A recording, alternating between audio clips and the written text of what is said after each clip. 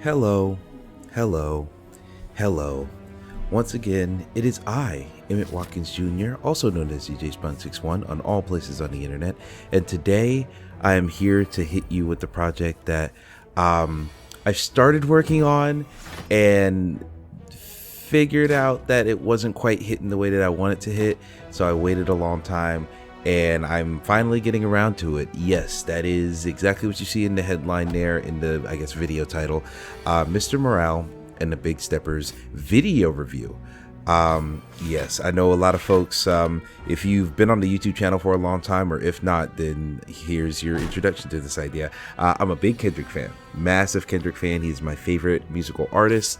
He makes he's made music that has sincerely changed who I am as a person. And leading up to the release of this Mr. Morale and the Big Steppers album, I did a review for every single Kendrick project, starting at Overly Dedicated. I started there because you could go back to his mixtapes and stuff if you'd like, but starting there, I reviewed every single project on my YouTube channel. There's a video dedicated to each project, including the Black Panther album, including Untitled Unmastered.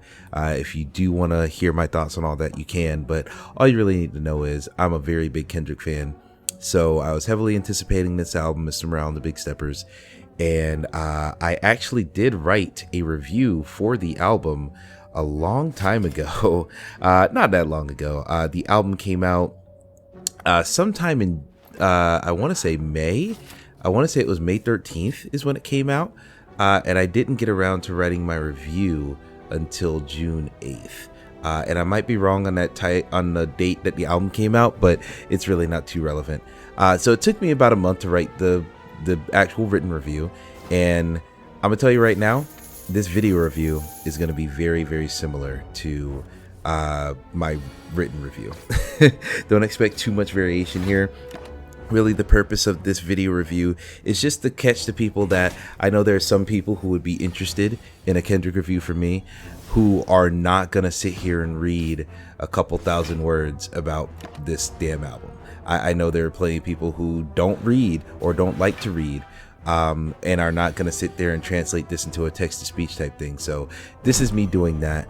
Now, I'm not going to be reading from my review the entire time, but I will be doing it very often. I will be referring to passages in this review. I will be reading directly from it very often throughout this video, but I will, here and there, if I have extra things to add or extra things to expand on that I don't in my written words, I will be doing so.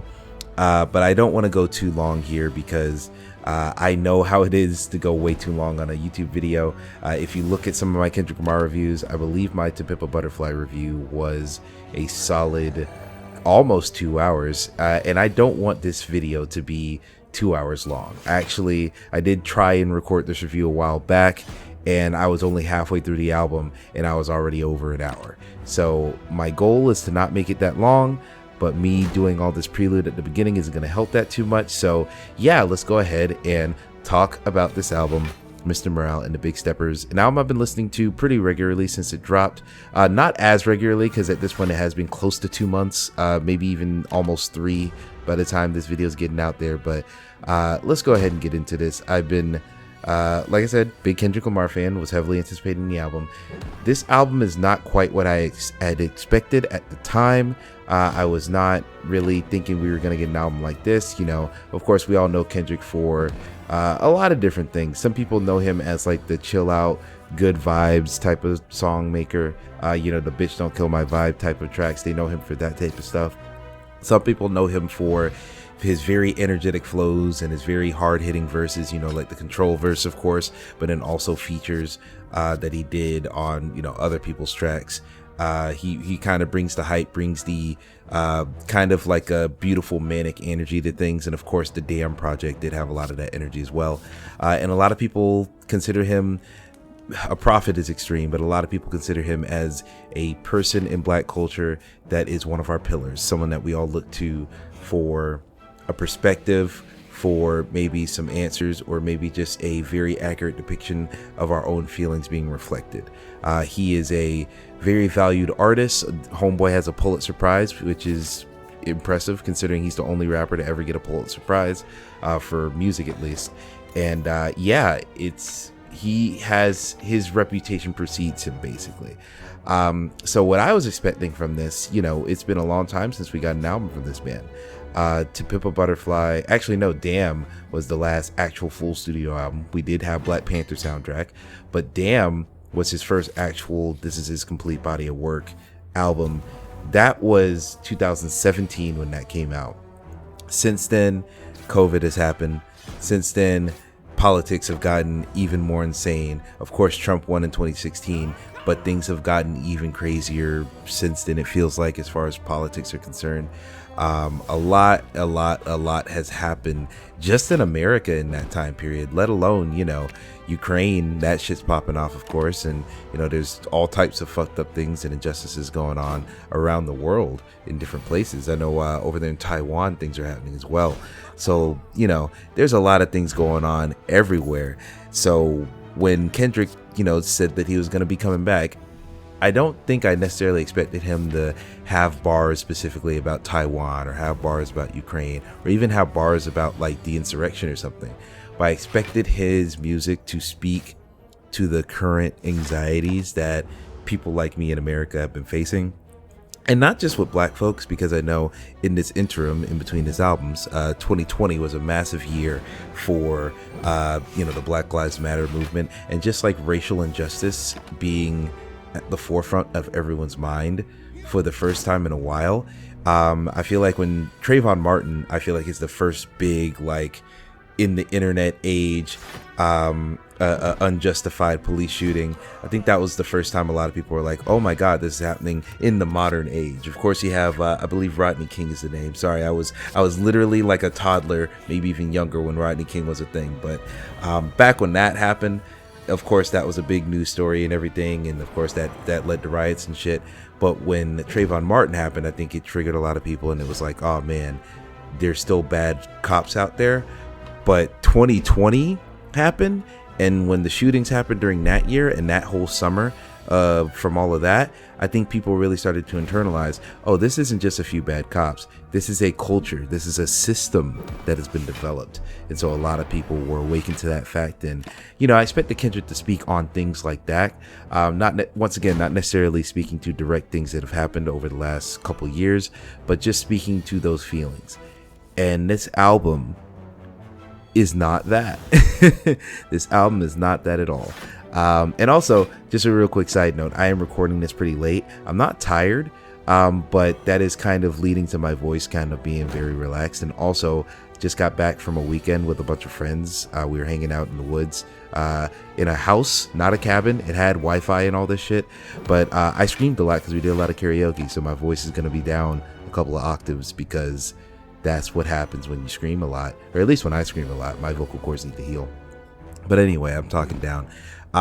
So yeah, what we got in this album is nothing like I expected. It is less talking about the feelings from modern day things that have happened and more an album about the deep, not even systemic things, but more like the generational traumas that affect black people in general, the things that we pass down from our parents and such, and just talking about like it's talking about our feelings in the current moment, but it's not talking about our feelings in reaction to the current events. It's talking about our feelings in reaction to the way we're raised, the way we're brought up, the way that we live our lives day to day. And ultimately, I think that is a more compelling way to go, where, referencing too many modern current events could age the album poorly. Talking about too many things that just happened. It's the same thing with South Park, where I don't watch too much South Park, to be honest with you, but I know South Park is all about like, here's a joke about the thing that just happened. And so it sometimes it can be difficult to go back to an episode and they're talking about something that just happened, but then more context comes out or something like that, and then those jokes don't age as well, a bunch of things like that. And so it can often be a little awkward to come back to those episodes, or even some movies will reference things that just happened, or other types of art. So with Kendrick doing this, I think this is going to make the album age a lot better, but also it just makes it makes it hit on a different level. But even despite that being the general vibe, theme, direction of the album, I feel like he is speaking on certain things, not a lot of things, but certain things that are hot topics right now. And adding into that topic doesn't necessarily date the album. These are evergreen topics. They just happen to be getting talked about right now for very interesting reasons. And we can talk about that type of stuff later on in this conversation. And I say conversation because, yeah, you're not talking back, but let's be real. This is still going to be, like, I'm internalizing this right now. We're going to be here for a little while talking about this album. But first off, let's go ahead and check out this review that I've written. And I will say, if you want to read my written review, it is over on vgu.tv. It will be linked in the description, but you can go ahead and read it over there if you do not care for my dulcet tones, which I fully understand. That is totally fine with me. So let's go ahead and crack into the first track with United in Grief. And here is my little paragraph I wrote about United in Grief. And I will say, I wrote about a paragraph for every song on this album. There are 18 tracks, so we have a decent bit to talk about. There are some sequences, some tracks where I wrote multiple paragraphs because there was a lot to say and a lot to get into. But I can kind of condense those a little bit since I'm just talking here. So yeah, let's start with United in Grief. We'll start with the opening track, United in Grief. Now I'm reading directly from the article, which opens with Sam Dew's beautiful vocals, hoping the listener finds some peace of mind in this lifetime. It's an ironically kind start to an album that's full of so many messily expressed ideas and ugly traumas. Though it does loop nicely when coming back to it after the final track. Next, Kendrick lists the exact number of days since Damn came out before telling us listeners to be afraid. And well, I was. This is the first time I've heard this man's voice in nearly half a decade. I had no idea what he was about to say, and he was about to say a goddamn lot. The energy of this intro is incredibly high thanks to Kendrick's trademark frenzied vocal delivery. Even when the beat transitions from sparse pianos and bizarre rewinds to aggressive drums reminiscent of Yellow Wolf's Outer Space, he keeps the energy consistent. It ends with a calm piano melody that drifts away as we're brought into the rest of the album, which gave me a bit of time to catch my breath after that explosive opening. And outside of the sound, Kendrick is opening up for the first time, at least directly and explicitly, about his infidelity. Whenever Kendrick spoke about sleeping with other women on previous albums, there was a bit of plausible deniability that these flings could have been before he met his high school sweetheart Whitney Alford, who we also hear from at the beginning of this track. But mentioning that this is during a North American tour makes the timeline much more obvious, and later tracks will further clarify that they were not on a Will and Jada-like break either. But that's just the tip of the iceberg when it comes to the uncomfortable ways in which Kendrick exposes himself in this album. So yeah, United in Grief. This track hit weird. I didn't really internalize that he was actually talking about infidelity until a couple tracks in, and then you come back to United in Grief and it's like, God, it does sound hard. That Yellow Wolf reference, I'll tell you right now, Yellow Wolf I'm weird with. Of course, you know, Yellow Wolf, he was on Shady Records for quite some time. I'm an Eminem fan, a fairly big Eminem fan, I'll say. So Yellow Wolf, Slaughterhouse, that whole era of Shady 2.0, big fan. So of course I was listening to a little bit of Yellow Wolf back in the day. I will still say to this day, his album Love Story is pretty solid. I like that album quite a bit. And the opening track, Outer Space, has a similar frenzied energy as the beginning of this track, United in Grief. So that's the reference there. Not necessarily going to tell you to go listen to this track because Yellow Wolf might be a wrong'un. Royce 9 is hinted to some things that Yellow Wolf might have done. I don't know quite how to feel about Yellow Wolf in the modern day, but those vibes were definitely similar, I will say. And yeah, talking about the infidelity, Kendrick opens up a lot about his personal life on this album, about how he treats the women in his life, which is in a lot of different ways, sometimes that contradict each other, which we'll talk about. But this is the first glimpse of that. It's a little bit shocking the first time I heard it, but it is there in this track. And it is an abrasive yet gentle way to open the album, where, of course, like I said, frenzied delivery is hitting you right in the face, but then the pianos and just the way the track kind of trails off towards the end, it feels welcoming again. and it's kind of like a dichotomy. It's kind of like putting these two extremes next to each other. It is something that I respect, something that I like, but it's just something that, you know, the dichotomy is part of the charm, or I guess part of the artistic intent. So something that I really like and really respect. So with that, we go to the next song on here, N95, and once again reading from the article. N95 is clearly the massive radio hit of the album, and the fact it was the first to receive a music video backs that up greatly. Its instrumental has a playfully epic feel reminiscent of the obscure Kanye West cut that Gucci Mane hopped on shortly after leaving prison, Champions. Plus the "you ugly as fuck" in the chorus is so easily memeable and exciting to sing along to that I'm sure this track will have the longest life on the charts of any cut on this project. But lyrically, while there is substance here, it's not the strongest on the album. It's a song about taking off the quote-unquote mask we put on to assimilate to our surroundings, and if there's anyone worth knowing behind that facade. And to his credit, he does speak a bit about the current climate. I put in trademark there, the current climate, quote-unquote, in his second and third verses, where he describes our sense of feeling lost in all of the continuing chaos. But the quote, "what community feels like they're the only ones relevant" line also hit me hard upon re-listens, as I feel like it most directly reflects the themes of this album. Kendrick, as I'll talk about more in this review, cares a lot, but he is often questioning the listener if they can stretch their own empathy to the same extremes. This is a bit of foreshadowing to that question, which will get tackled more directly in tracks like Auntie Diaries. And finally, the this shit hard ad-lib has a bit of deeper meaning as well, as not only is the song itself sonically pleasing, so it goes hard, but the topics and themes he'll be tackling here are actually hard to talk about, which is another decent bit of foreshadowing for the rest of the album. So yeah, N95, I like how it sounds. I think this song is really fun to listen to, really fun to sing along to, rap along to. Of course, the music video visuals are great. I feel like Kendrick Lamar and his whole PG Lane camp, they got the visuals for music videos down to an absolute science. They know what the fuck they're doing. They make great visuals. But yeah, I think the whole idea, like, this is similar to the Michael Jackson song "Behind the Mask." That song's about the same exact thing. We all have these things that we hide behind to, hide off our true selves. N95 is about that topic, and I find it compelling. But it is kind of an obvious observation. It is a song that isn't bad. He's not saying anything that's false or stupid or dumb, but I've heard it once or twice in other songs before. It isn't overdone, I would say. It's just not the first time I'm thinking of this concept. It is something that, especially in this age of the internet, in the age of Instagram, in the age of TikTok, Twitter, where that small post is your entire existence to some people, putting up a facade is very easy to do. So in the case of N95, yes, I do think that it's a great song. I love the song, but like thematically what it's talking about, it's like, okay, is it really that?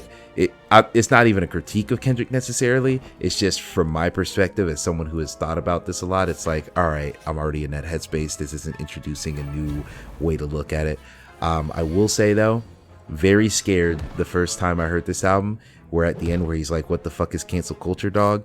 I was very nervous because I was like, whenever there's two types of people who use the phrase cancel culture: the people who are a victim of it, and the people who are just talking about it from a point of neutrality.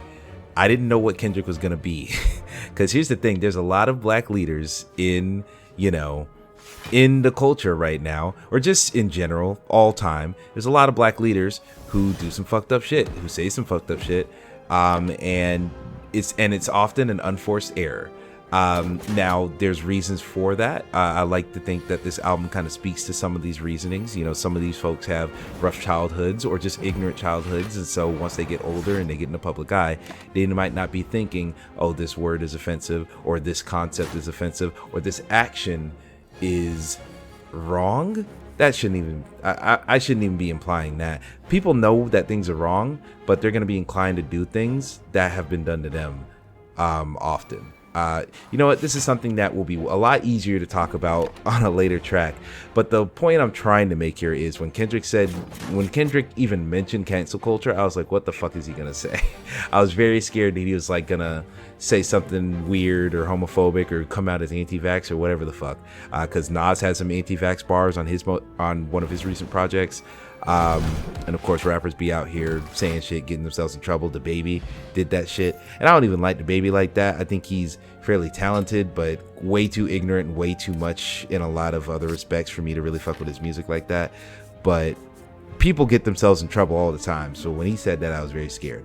But yeah, N95 is a song I like. Great beat, of course. Production's great. I will say the song does sound like Diet Baby Keem, but it's some good Diet Baby Keem. When I say diet, I don't mean even lesser than Baby Keem. I mean off-brand Baby Keem, like just the same thing but different. But I fuck with it, and Baby Keem does lend some help in the background vocals, so that kind of justifies it. So yeah, N95, good song, great song, like it. The next track is Worldwide Steppers, and once again, going to be going back to the article here. Worldwide Steppers is where Kendrick throws us his first big curveball, the inclusion of all people, Kodak Black as both a feature and a brief narrator throughout the project.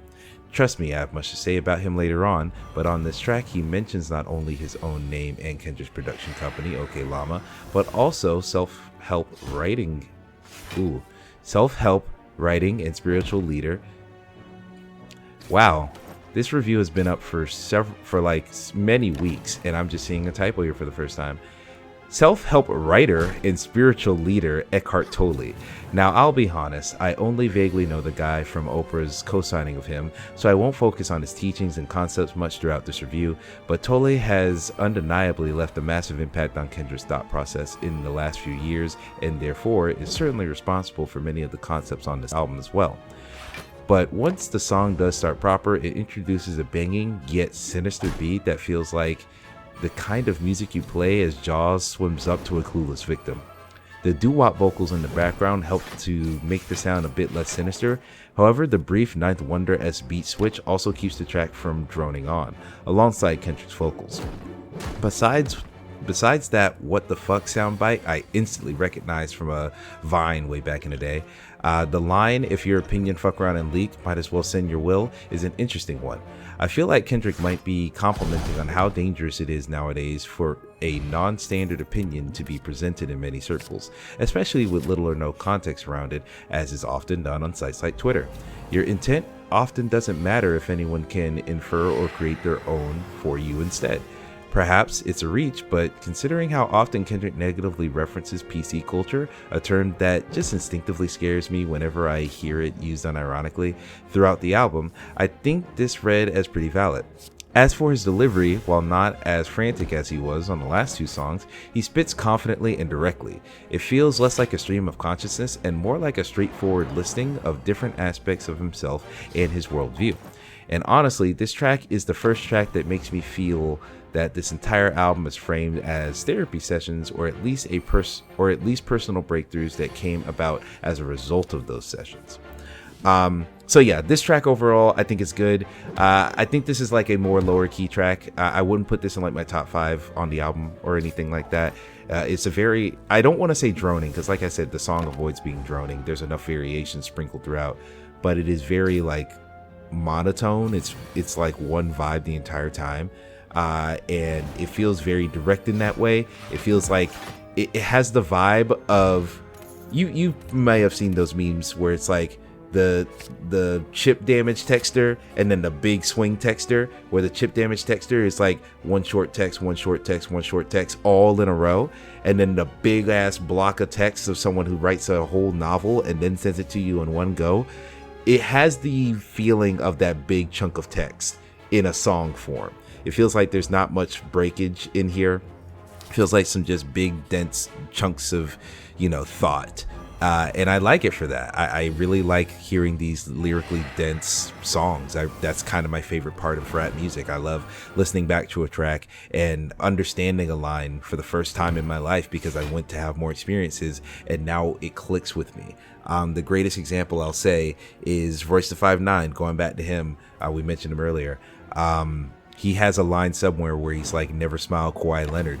didn't know who Kawhi Leonard was, and then years later Kawhi Leonard becomes an even bigger basketball star. He plays for the Raptors for Toronto, becomes a very, very big basketball star, to the point where me, as someone who doesn't pay attention to sports, I start seeing memes about him. I see videos about him. I find out who he is. I know who he is. I listen to that song again years later, and that bar clicks, and I'm like, doing the stank face, because I'm like, damn, that's a great bar.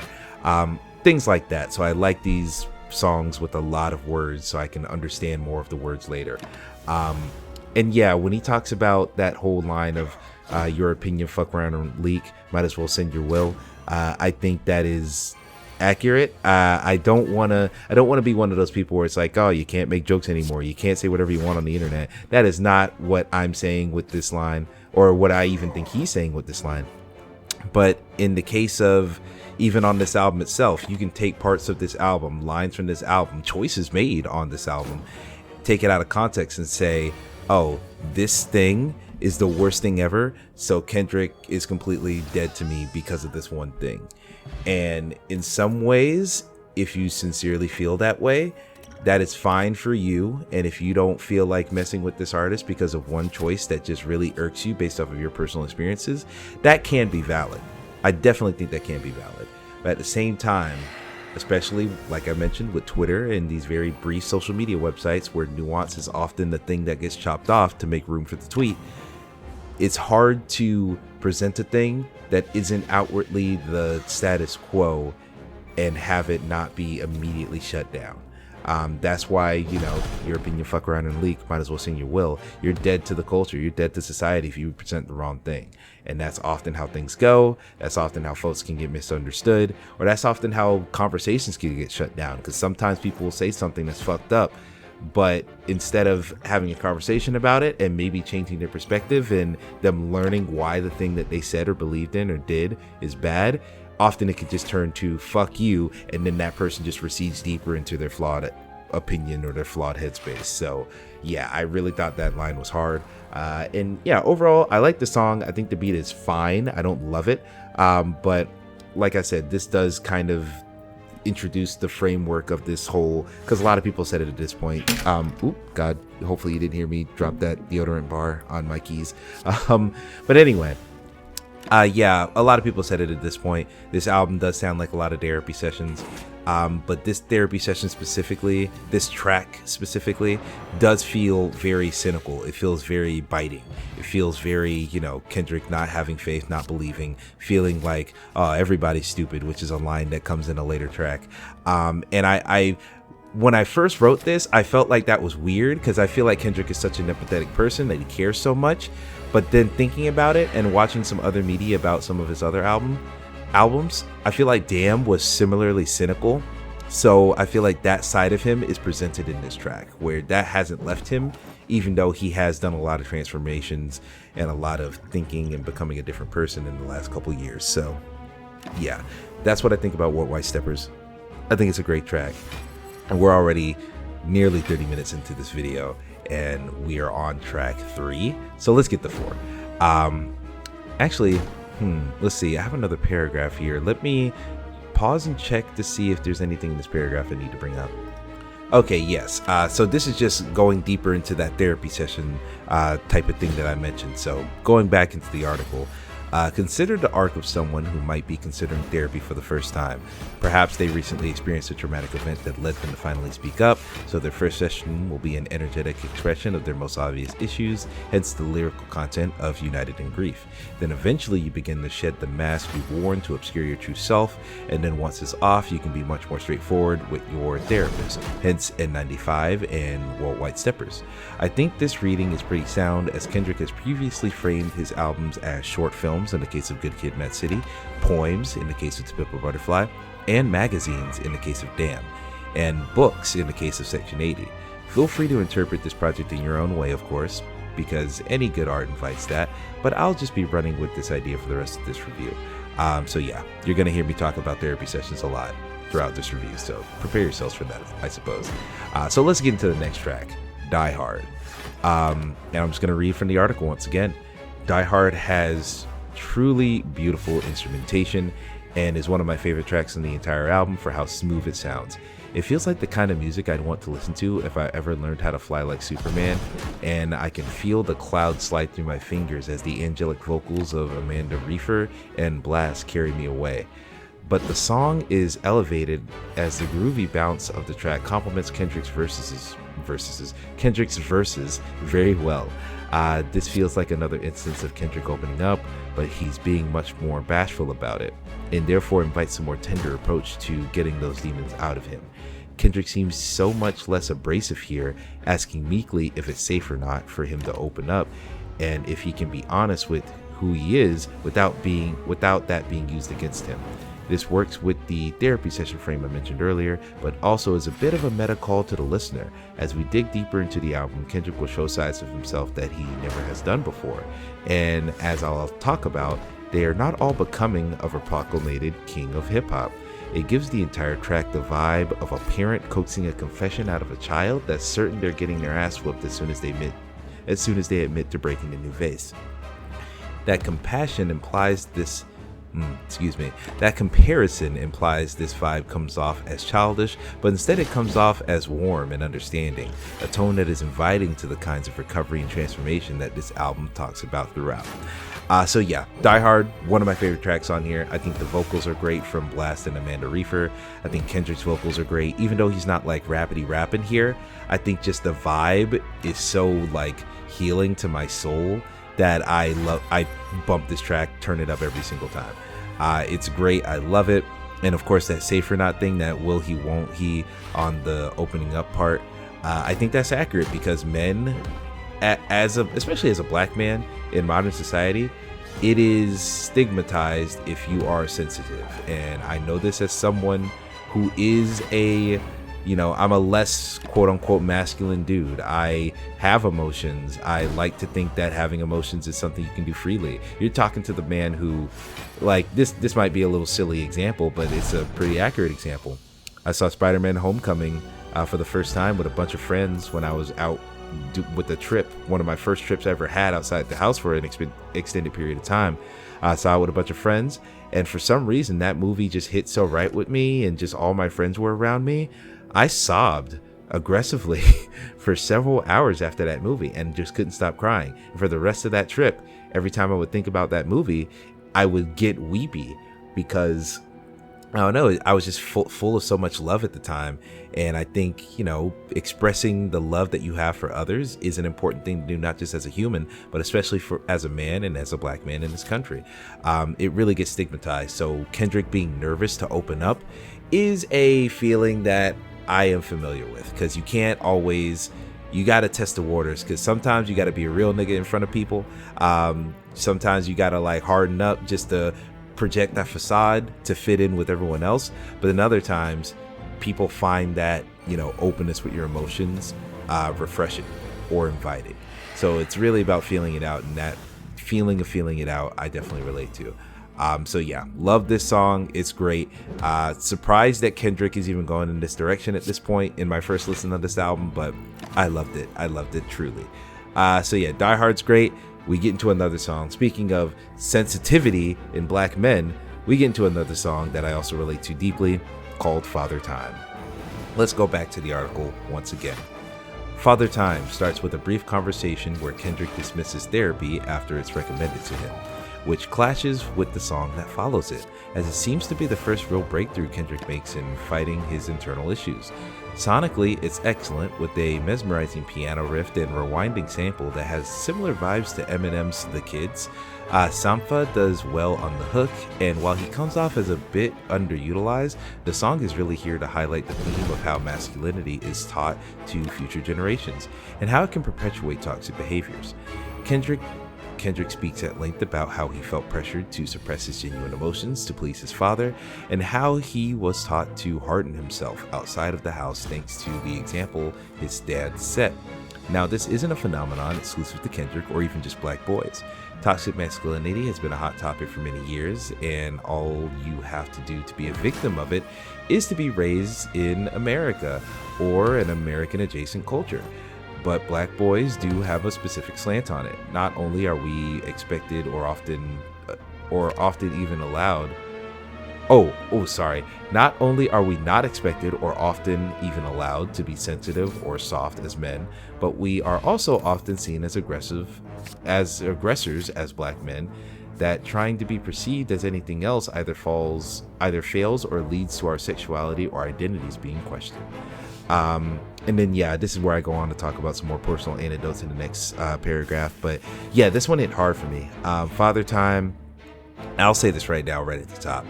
I do love my dad. I love him, zero qualifications to that statement. I love him. But at the same time, he is a lot like a lot of black men out there who are raising young boys.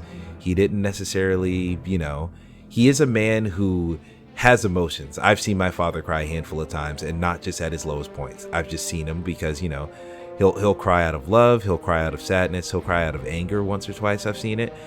He's not someone who's necessarily out of touch with his emotions, but he is also a product of the environment. He grew up, if he went to college, he was the first person of his family to go to college, and my mom also went to college. So I am, the product of someone who got out from a slightly rough neighborhood, or less even a neighborhood. I'd say it's just more of a rough situation. There were difficulties in his childhood that I don't want to go too deep into, because my dad is a fairly well-known person. There's people, he was a high school teacher, and a lot of people who know me know my dad. Like, I was Coach Watkins' son for a long ass time, I'll say it that way. So yeah, that's how I feel about that one. But yeah, he's gone through some stuff, and there's some things that he can't help but introduce into my life. The whole like, I remember there's a line in the song about practicing with no days off, and the whole like, you got to get up, you can't show weakness and all that stuff. I know that vibe. I know that type of talk from my dad, because he's a high school teacher, but also a football coach. He's been a football coach in Little League, high school, all this stuff my entire life. I don't remember an existence where he wasn't a football coach until his retirement a couple of years ago. And I played sports all the way up until 9th grade. So he was often either a coach or was very close nearby, or was, doing stuff at home to keep me up, the practice and whatnot. So I know that tough guy energy and how, that gets fostered. This song hit me pretty hard. This was the first song where I got close to crying. I didn't cry on my first listen until a different song, which we will talk about later. But this one hit deep. This one hit home. I totally relate to everything that's being talked about. I totally relate to the whole hiding your emotions. For a while there, I was concerned about, being straight up and honest with my dad about my emotions, because he didn't really, for a long time, understand the type of person I am, where you're on the YouTube channel. If you're on, just from the YouTube channel alone, not even following me on Twitter or anything, you can tell that I am not the standard issue, masculine man. Like I mentioned earlier, I'm playing all these different, you look at the games that I play. Like, I'm often playing either some weird shit or some cute shit, or I'm not playing just Madden and Call of Duty all the time. I enjoy a good Call of Duty, but that's like not my entire personality. I got like Bayonetta figures and shit in my room. I love like, I like a lot of girly things. I just pre-ordered the Steelbook DVD for Mean Girls, because I like Mean Girls a lot. Sleepover is one of my favorite movies starring Alexa Vega. I have a lot of dimensions, is what I'm trying to say, and a lot of that stuff doesn't clash with the masculinity projected from my father onto me. So we've had to kind of come into the middle on that over the years, but he still loves me, I still love him. At the end of the day, we're still all good. But that push and pull is definitely something that I see myself in when Kendrick talks about it in the song. So yeah, love this song so much. The vibe of the Kids, that Eminem song, it just, I don't know, it has that like old school, not even old school, like that reminiscing vibe where it feels like you're looking back. It almost sounds like a flashback when you're listening to the song. And I think that's really impressive. I think it's really cool. And yeah, this song is fucking great.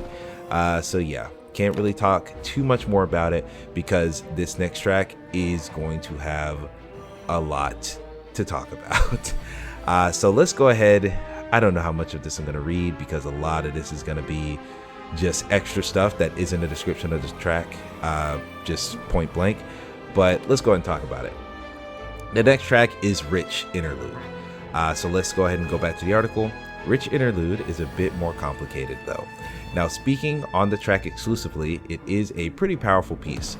Kodak Black returns to deliver powerful spoken word over an increasingly chaotic and scattered piano melody that eventually softly fades away into the more low-key tone of the next track. Plus, I think Kodak's voice contrasts nicely with the more traditional classic instruments used. The actual lyrics move back and forth from surprisingly detached views of the street lifestyle to direct first-person accounts of certain debaucherous or desperate activities. It begins with Kodak describing the struggles of poverty and ends with him, faster than he may have realized, ascending to a point in life where he owns property and has effectively made it. It's an effective track with an effective message, although it is from the mouth of an imperfect messenger. And well, I think it's time to talk about the rapist in the room. And that was my lead into that next paragraph. So yeah, I'll just talk about the track first, because we are definitely going to talk about Kodak Black. And that is part of the reason why it took so long for me to get around to this video. But the song itself, I do think Kodak Black sounds so gutter. He sounds so like from the mud that it just lends a certain like authenticity to things that are being talked about. You know, some of the debaucherous acts, some of the like, you know, people getting shot and, you know, people getting robbed, all that stuff. But also like a lot of the like, I'm doing this for my family, I'm doing this to keep my head above water, all that stuff. It lends a authenticity to the track that I think is very compelling. And with the pianos and everything on top of it, it feels like I said, it's a beautiful contrast where this is a story. This is a, you know, rags to riches, a classic story by classical terms, but coming from the mouth of someone who does not, like Kodak Black typically does not fit over a piano. That is just not something that you would typically do. But when you combine them here, it makes a beautiful collision, I feel like. Just for the track itself, I think it works pretty well. But let's talk about Kodak Black. Kodak Black is a very popular artist. He often tops charts. He often gets cosigns from other rappers. He's often working with other rappers. Here he is on Kendrick's album. He actually has a verse on a later song. Kodak Black is a mess. He's a mess. There's really not too much of a way to talk around it. He's a fucking mess. Not only has he been in and out of prisons much of his adolescence all the way up to his adulthood, to the point where I think technically he may, either this has already happened or he's getting close. He may have spent more time in the prison system, maybe not directly behind bars, but maybe he's spent more time in court, behind bars, all that stuff, than he spent as a free man. Which is crazy. A lot of petty stuff, a lot of like, you know, drug possession, gun possession, a lot of those types of charges. Never, as far as we know, never actually killed anybody, never actually like, you know, took a man's life, but has raped someone. He has raped someone. I believe he raped someone when he was still pretty young, when he was still pretty new in the industry, because he blew up at a fairly young age. I want to say he started, you know, getting really popular like 18, 19. He raped someone that was maybe 2 or 3 years younger than him when he was, 19, 20 or so. Young enough for it to be concerning. And the details of the case, you know, it wasn't I don't know. It wasn't one of those like skirt the line types of rapes. There was screaming involved. There was a declaration of I don't want this, and an ignoring from Kodak of that declaration. So I'm not gonna sit here and say, oh, Kodak is he's actually a great guy, ignore that. No, I'm not gonna say that. I don't fuck with Kodak. I didn't listen to Kodak before this. Even before I found out about that rap, even before I found out about the rape and everything, I knew he was a wild boy. I knew he was, doing a lot of crazy stuff. I know my little brother listened to him once or twice, but like there might be 1 or 2 songs that I can say that I enjoyed that had him on it, but I wouldn't add them to a playlist. It's just one of those, they come on the radio and I'm like, oh, okay, this song's nice. But using Kodak Black here, what I think Kendrick is doing is kind of trying to taint himself on purpose a little bit. Because I think so many people, including myself, I've talked about To Pimp a Butterfly, one of my favorite albums of all time, changed my life. It has tainted Kendrick by associating him with someone who, in the eyes of many, for really justifiable reasons, is irredeemable. I know people hold up that, hey, Kendrick was trying to defend XXXTentacion back in the day. when all this bad stuff came out about him and Spotify threatened to remove his music off of Spotify, Kendrick was like, I'll take my music off too if you do that. And people want to say he's been protecting abusers a lot. But I think a theme of this album is going to be really hard to talk about. The theme of this album, in part at least, is everyone's fucked up. We all got generational trauma. And often when these black men do these heinous actions, it's because they've gone through fucked up shit too. I think of, going back to Kodak Black specifically, I think of this video that I saw a while back of him. I believe he's from Florida. He's a Florida rapper, which might justify the crazy tattoos, the crazy hair, just the real fucking wild shit he looks like. But he's a Florida rapper, and he was in the locker room visiting, I believe, University of Florida's football team. And he said this sincerely. It seemed like he was sincerely saying, everyone was like, all right, now that you just got off tour, what are you going to do next, Kodak? And he's like, I'm going to go back to school. I'm going to study, and I'm going to go here. I'm going to go to school with y'all. And everyone laughed because they thought it was a joke. And it hurt a little bit because, once again, I don't want to give too much sympathy to this man. And for some folks, they don't want to give him any sympathy. And I fully understand that. But I look at that. I look at, some of his old problematic tweets where he's talking about like, yeah, I don't want my baby to be dark. I don't want my baby to be dark skinned because I don't want them to be ugly. And then I think about how dark skinned he himself is and think, oh, that's just a classic case of self-loathing. He doesn't love himself. So I think of what is the type of self-destruction, what is the type of destructive attitude, mindset, activities you're willing to engage in if you just don't love yourself, point blank, period. He already has a couple of kids already, because of course he does with that type of behavior. But that's what I think of.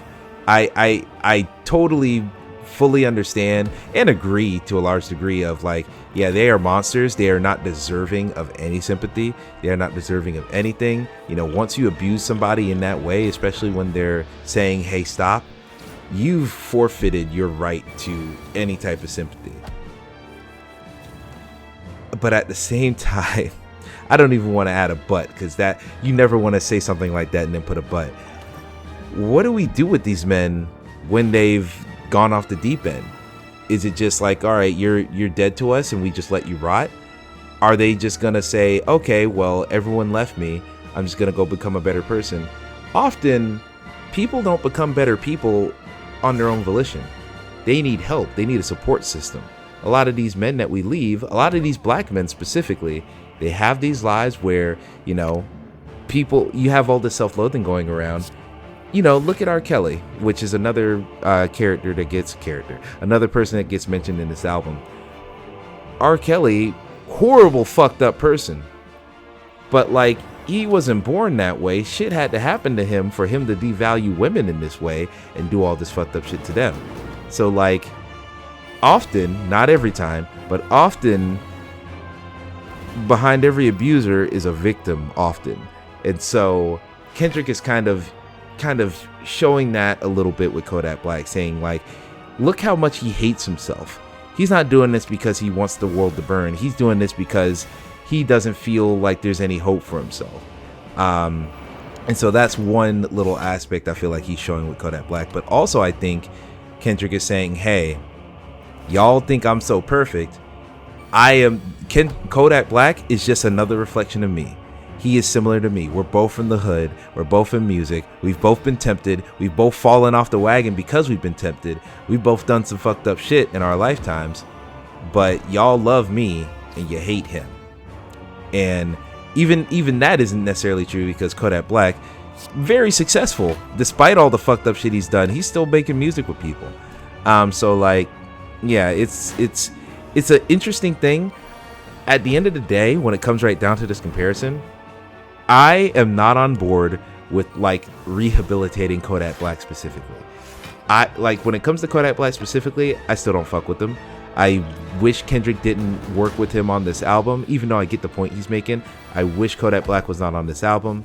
I think this album would be better if Kodak Black wasn't on it, because it takes out all the guilt that listening to this would have. I think this just would be a better project if you got like, I don't know, a different person. But at the end of the day, the point that Kendrick is making, I agree with 100%. And I have to, as a person who likes to be empathetic, who likes to think that I care about people, the idea of just like, you fucked up, you are nothing, and throw you away, that's just going to create more monsters. Because if the world doesn't care about you, and you already don't care about yourself, then that's nihilism. What the fuck is left but to just make the world burn actively, rather than just not caring about the state of it?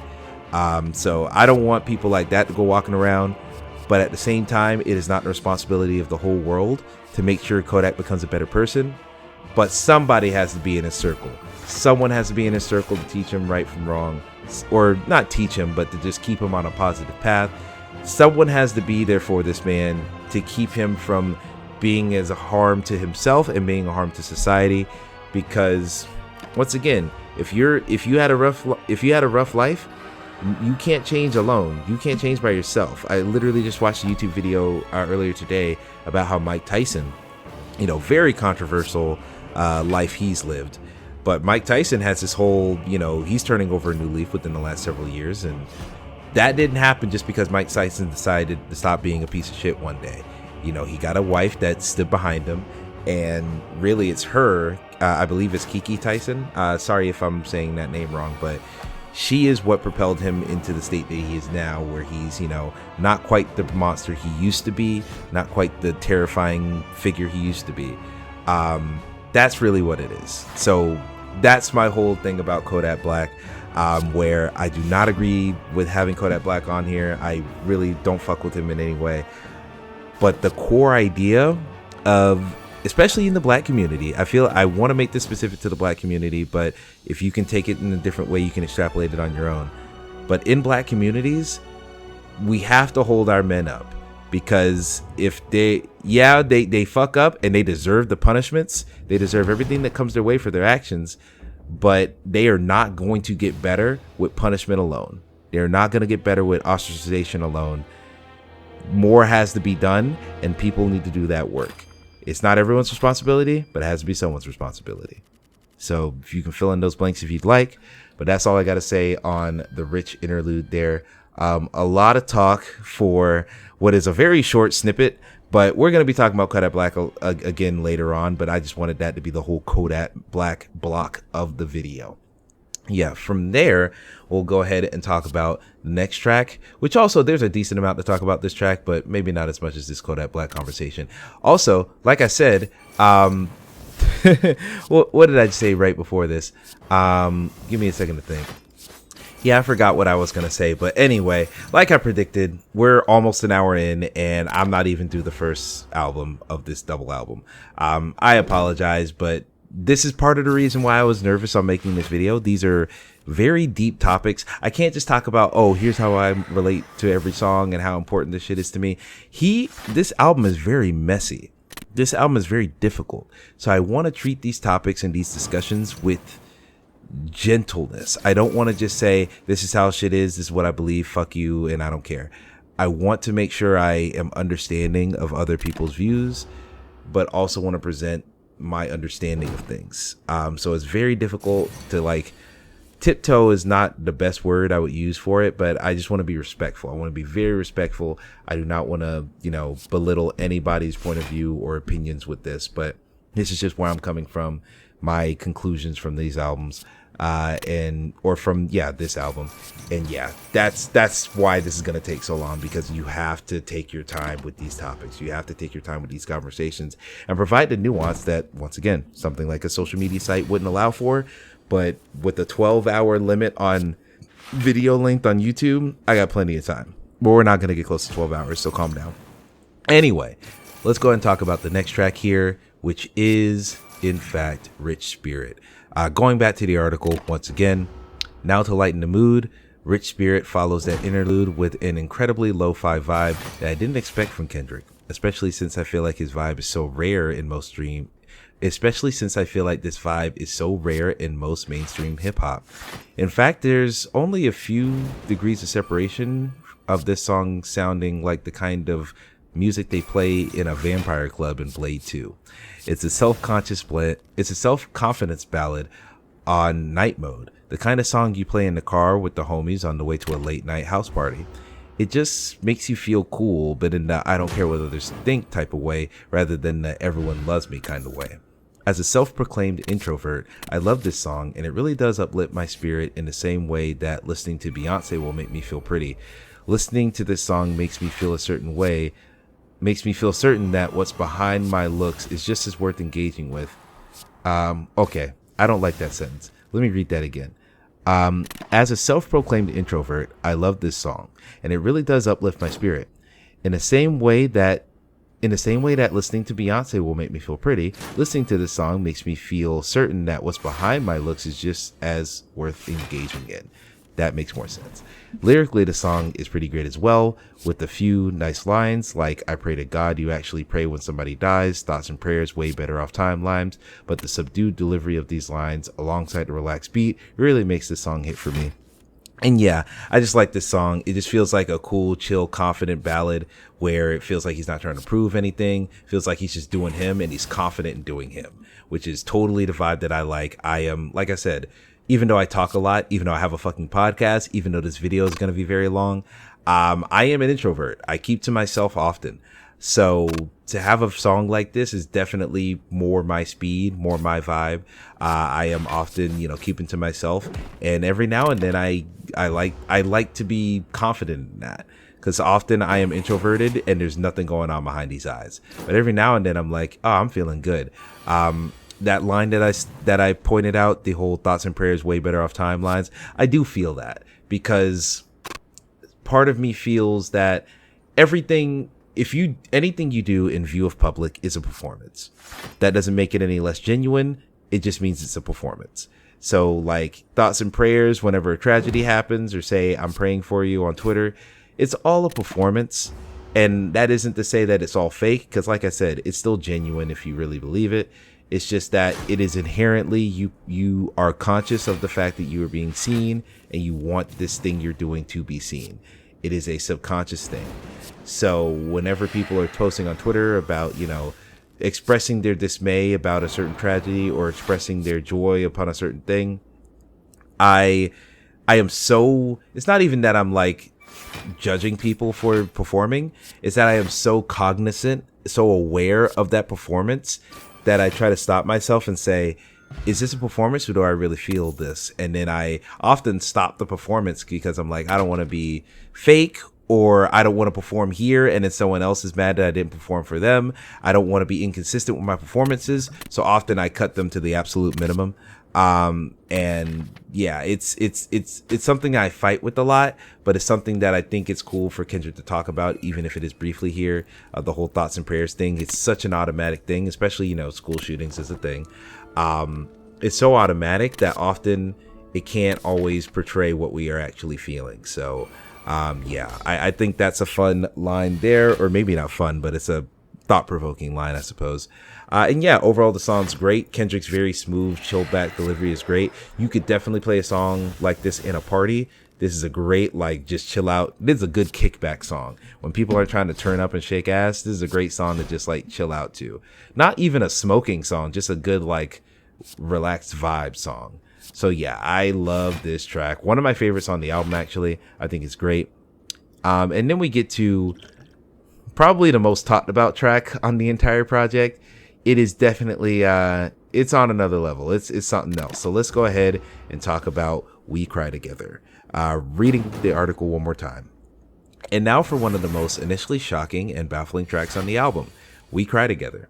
For as off-putting as this song is at first, would it be weird of me to admit how sonically pleasant this track is? The Alchemist has quickly become one of my favorite producers thanks to his work with Griselda, but he works his magic here just as perfectly. The verses sound great, but the addition of a dizzying buzz over the choruses make the song feel like an endless stream of pain that neither of these characters can ever leave. But Kendrick and Zola's own Taylor Page deliver their lines so rhythmically that despite being fully immersed in their argument, it feels like they're arguing in song, like a more grounded musical. The sound design does a lot to immerse the listener as well, as you can hear items being thrown and furniture being hit in frustration as they go at each other. And as for the argument itself, I think it's a lot more than just meaningless screaming. Where a track like Kim by Eminem, a song that is clearly inspired, a song that this is clearly inspired by, doesn't see. Okay, let's start that sentence from the beginning. Where a track like Kim from Eminem, a song that this is clearly inspired by, doesn't seem to serve much of a purpose outside of showing the troubled psyche of Slim Shady, the details of the argument here matter. We don't hear what the argument is actually about, but it seems obvious that they're actually mad about something deeper. Listening to Taylor's accusation of Kendrick being the reason why women at large are overlooked, underpaid, underbooked, and undershamed, portrays her hurt as more serious than some petty disagreement. She's mad about the bullshit women, and especially black women, go through on a daily basis in America, and Taylor's raspy and voice crack laden vocal delivery makes that pain feel real. Conversely, Kendrick sounds embarrassingly stupid in his rebuttals as he fails to list proper anecdotal evidence to contradict her issues. This song kind of portrays Kendrick as the quote-unquote loser of the argument, especially once he resorts to stealing her keys as a childish form of revenge. Similar to his last line on Father Time, it's another example of Kendrick giving grace to women on this album, or at least portraying their hurt as just as valid as his own. But desiring Kendrick...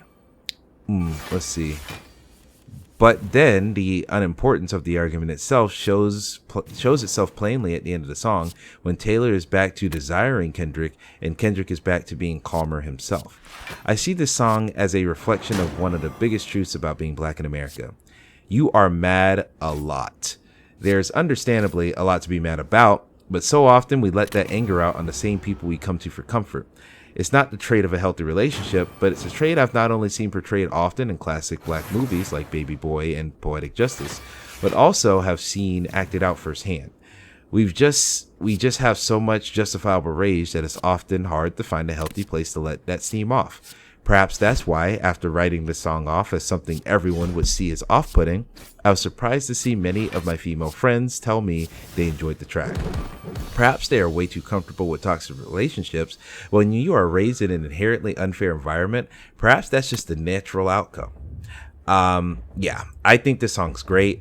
Like I said, Alchemist really getting up there for my favorite producers. I still like my DJ Premiers. I still like my Ninth Wonders. Still like my Pharrells, of course, but Alchemist is getting up there quickly, and this track just adds another notch in his belt as far as I'm concerned.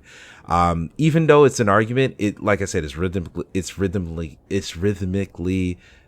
sound. It just sounds really nice. I don't know what to tell you. It's just melodic in a weird way. I can listen to this in the car. Maybe I shouldn't be, but it's good.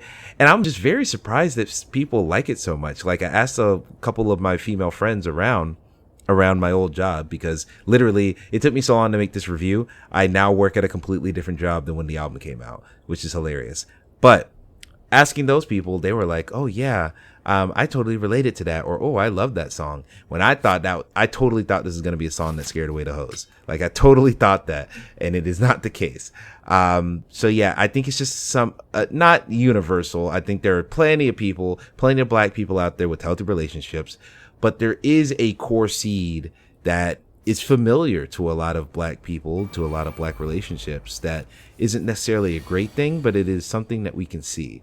And I will point out, movies like Baby Boy and Poetic Justice, John Singleton, director of both of those films, he has a thing about this type of relationship, this type of love, where it's not necessarily healthy, but it's unhealthy, not because you hate the person you're mad at, but because the external pressures from outside are pressing down on both of you so much that you crack, and the leaks often fall on your partner. Baby Boy I have more experience with, because Poetic Justice, I have never seen the full movie of that, but I have like scenes in my head. But Baby Boy is definitely one of those where it's like, yo, the way that he treated Vet, a lot of that stuff was bad and fucked up, but a lot of that is also the result of external pressures from outside that have nothing to do with the Vet. So yeah, shout out to Baby Boy. I think that movie's great. One of the more influential movies of my life. I wouldn't even say influential. I've seen that movie a million times. It's just on all the goddamn time. But yeah, that is definitely a movie.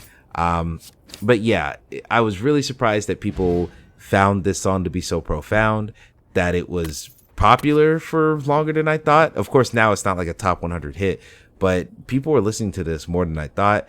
I really do think that Alchemist instrumental helps with it, but it's very engaging as a song.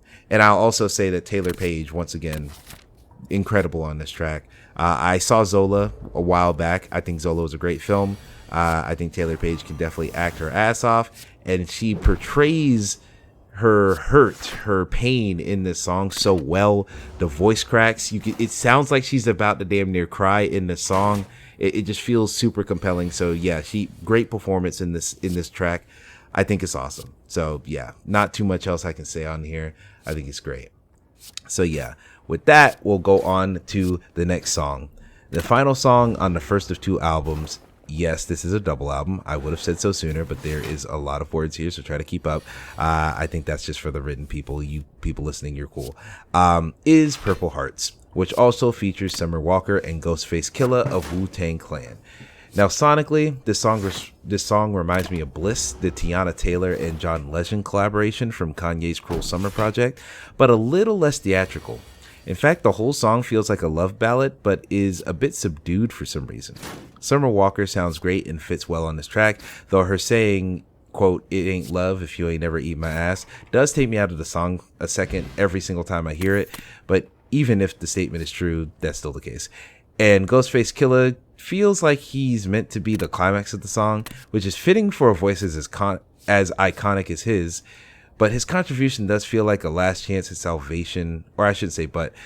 His contribution feels like a last chance at salvation from Kendrick before fading away, which is not the kind of vibe I think about when I think about my favorite Ghostface Killah tracks. But he doesn't really sound out of place. Kendrick seems to outright state this is some kind of love song, as he says that if God is the source of love, then I am the plug talking. But overall, the track feels less romantic than it does loving in a more general sense, even with Summer Walker's lyrics being more directly sexual. The track is solid enough, but thankfully the full album ends on a much more impressive note. Yeah, this track, I think it's fine. I think it grew on me the more I listened to it, but I think it feels like loving. It feels love like a hug, not love like a kiss, if that makes sense. It feels like just a general wholesomeness and a openness for compassion and love.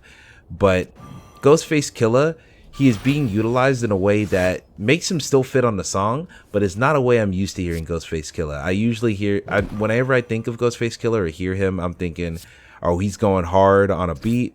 He's really getting into it. But here he's used as kind of like, almost like a novelty narrator in the way that, like, I don't know.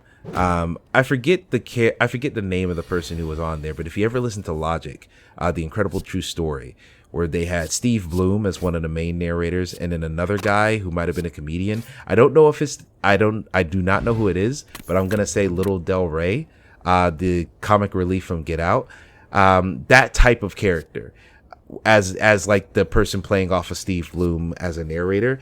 That's kind of the vibe I get from Ghostface Killah on this track, where it's a novelty thing where it's like it's not a Morgan Freeman, it's some dude from the streets, and that adds once again a little bit more authenticity, a little bit more character to the track. And then the way that they stop the whole track damn near for Ghostface Killah does also feel a little bit weird. I've never, or at least not often, have heard Ghostface Killah tracks where it's just him and not really much of a beat, and his voice is carrying the entire thing.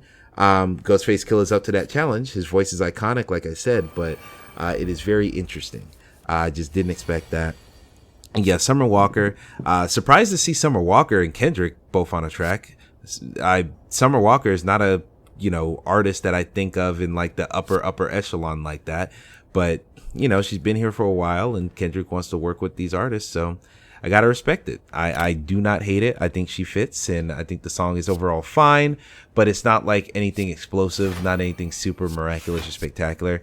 I think it's fine, and it's a good, direction into the second half of this project, which is a lot darker, a lot deeper, and just a lot more everything. We're gonna get into it. So let's go ahead and start with the first track on the second disc, which is Count Me Out. We're going back to the article once again.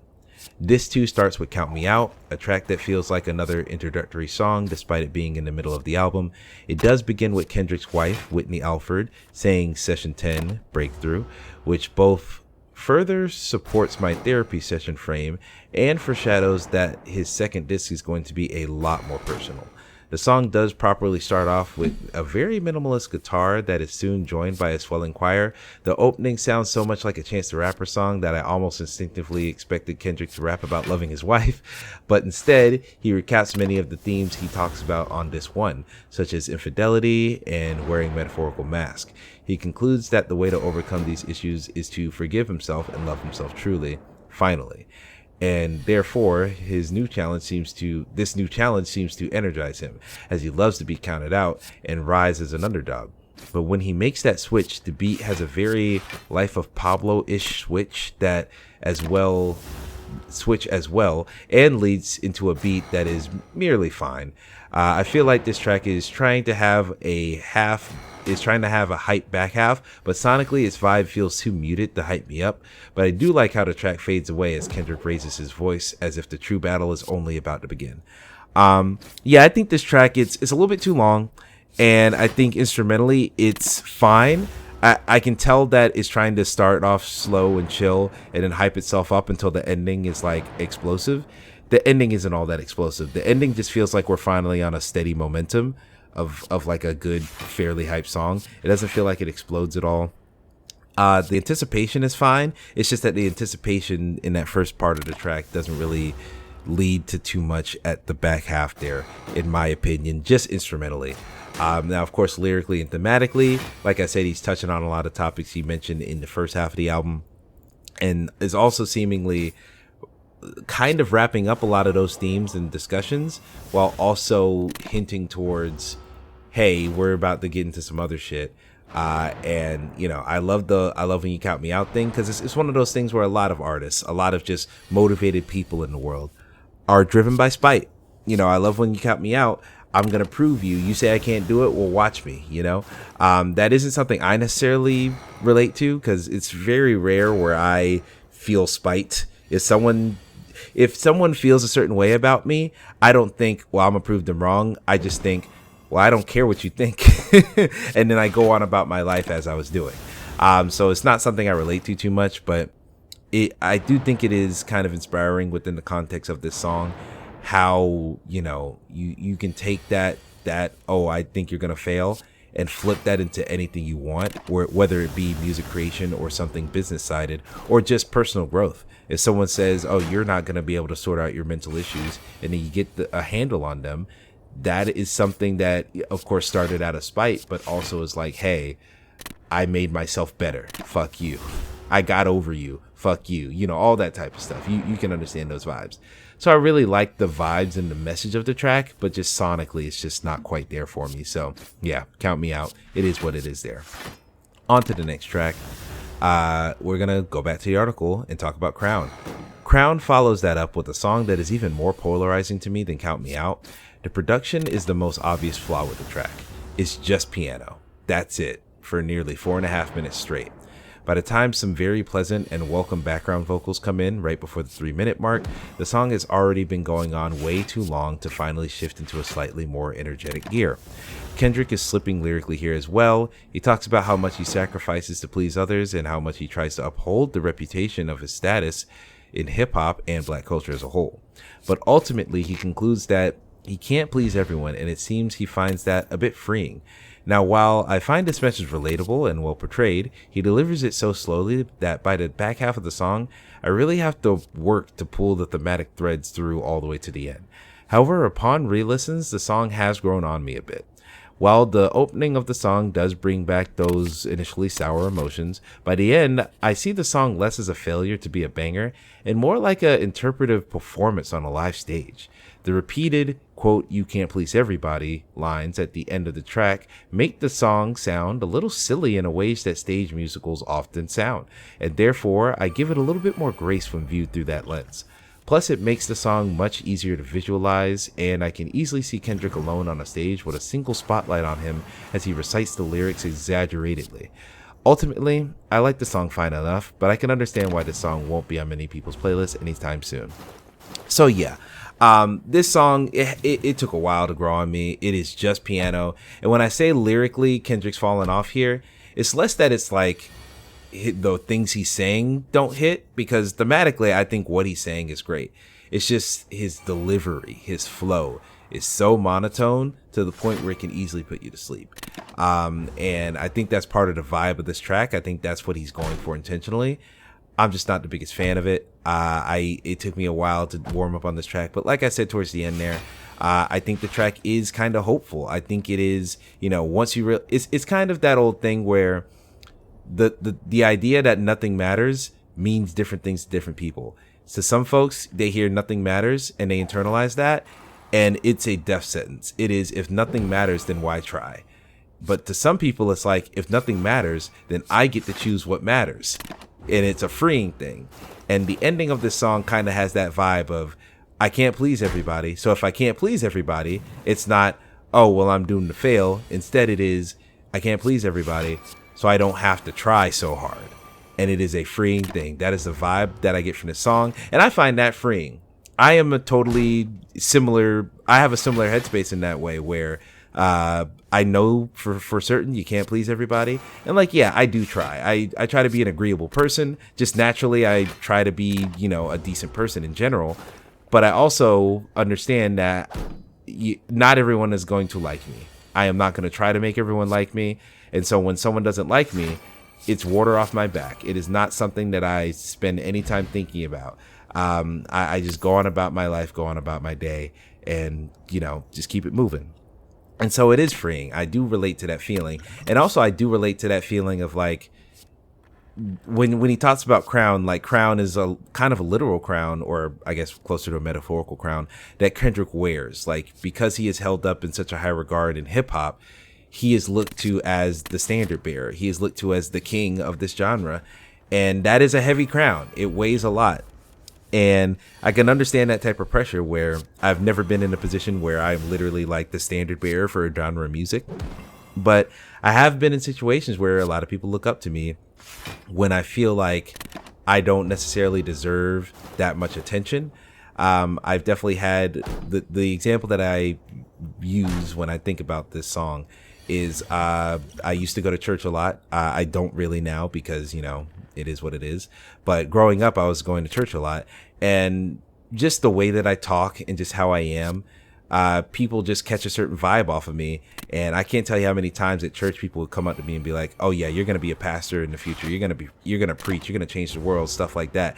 Just because, like, I have a bunch of $15 words that I learned from Discovery Channel when I was 10 years old. Like, to me, I'm like, I'm just a normal dude who I just picked up a bunch of words from TV and podcasts.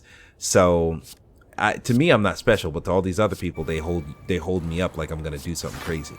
So I definitely feel that feeling of, attention that doesn't feel justified. I totally relate to that. So Crown, it definitely hits now more than it did when I first listened to it. When I first listened to it, I was like, what the fuck is this? I'm not feeling it. But yeah, it still takes me a little bit to warm up when I hear the song. Like, I gotta be in the right mood for it, but I more and more often do find myself being in that right mood for the song. So yeah, Crown is great. I think the track is good. Not top 5, but I think it's a little bit, I would place a little bit higher than some of the middling songs I talked about earlier. From there, we'll go on to the next track, Silent Hill. Now we've already talked about Kodak Black, so that whole aspect of his problematic inclusion, go back to earlier in the video. But let's go and talk about Silent Hill itself, featuring Kodak Black. Silent Hill is an appropriately named track, as it does seem to play off of the vibe that iconic game series has. The track is hard, but it also sounds foggy and haunted in a way that's hard to describe. It's still very much so a traditional hit song, as that "push these niggas off me like huh" line seems genetically engineered to go viral on TikTok. And Kodak appearing again as a full-fledged feature this time ensures that many of the youths who would never listen to a Kendrick Lamar song, or what I wrote here, many of the youths who would never have listened to an album about generational trauma will at least sample it with this track. I like this track a lot, though I would have liked it if Kendrick's verses took up more of the song. I don't mean that, I just wish he rapped more, but I wish that Kodak's verse didn't take up a good 60% of the track's energy. Like, I'm not at all impressed with Kodak as a musician or a person, but I cannot deny how nice he sounds on this track. The lo-fi energy of the instrumental once again contrasts with his grimy voice, and the strings near the end of his verse seal the deal to make this track a certified banger. But I talked at length earlier about Kodak Sin, so having to enjoy him on a track again does make me uncomfortable. So yeah, that's the thing about this song. I feel like Kendrick's rapping on here is very minimalist. He's not really going in much. This feels like Kendrick is almost an R&B feature on this song, where Kodak is the rap feature on here. I don't really love that. I wish Kendrick was rapping a little bit more aggressively, bringing a little bit more energy, because Kodak definitely brings a lot of energy on here. And like I said, his griminess contrasts with this very mellow instrumental. And it does kind of feel like the sound of this song does give me vibes of like a save room in a Silent Hill game, like when you're saving your game and like the relaxing music in the safe room. That's what it feels like, where it's like creepy but like calming at the same time. It's like I'm like things are definitely haunted, but I'm safe here right now. Like it feels like that type of welcoming vibe with the instrumental. But yeah, just lyrically I wish Kendrick brought a little bit more, but I do think Kodak does a pretty good job. I like his verse, but god damn it, I don't want to like anything about this guy because of all the things I mentioned earlier. Homeboy is problematic, done a lot of shit, but we'll talk about why that might be later on in this track list. So from there, we'll go on to yet another interlude. This interlude is actually the mirror image of the Rich interlude, and this one is the Savior interlude, where Baby Keem hops on. So let's go back to the article here. Savior interlude arrives to act as the mirror image of Kodak's Rich interlude earlier in the track list. Baby Keem hops in the booth this time to tell a similar story to the one told in the last interlude, but told with less bite and grit. Keem also talks about many of the unsavory sights seen when having a rough upbringing, but unlike the other interlude, he talks about it from a more distant perspective, as if these things are happening to him more than he is acting them out. Plus, this piece here lingers less on the times of poverty and more on the times of prosperity, as Keem highlights more how life changes once you make money, and how someone like he, or Kendrick, would have to move in the current day. The instrumental is different as well. It relies much more on strings over purely piano like previously.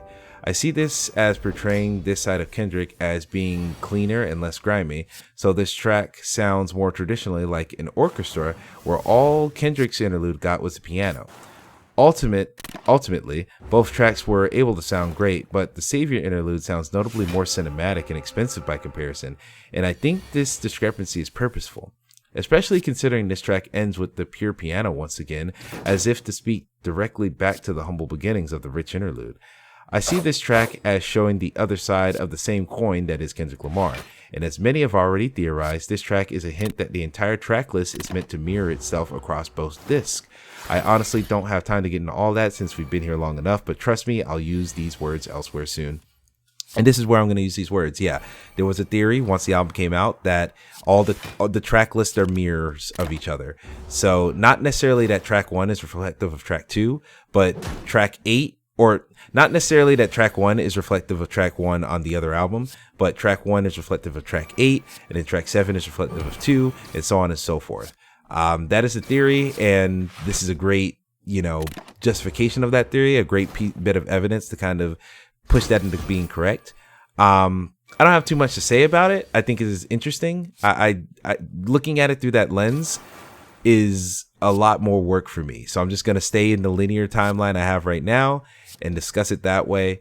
But yes, I do think that is valid. I do think that is cool. And honestly, I do think I need to engage a little bit more with these experimental listening patterns of these Kendrick albums, because I did watch a video essay recently about Damn.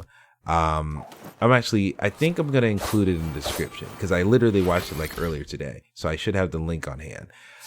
It's from Quality Culture. And where is this goddamn video? Yeah, Quality Culture, Kendrick Lamar deconstructing a culture of trauma, where he's talking about Kendrick's entire discography and how it all leads into this new album.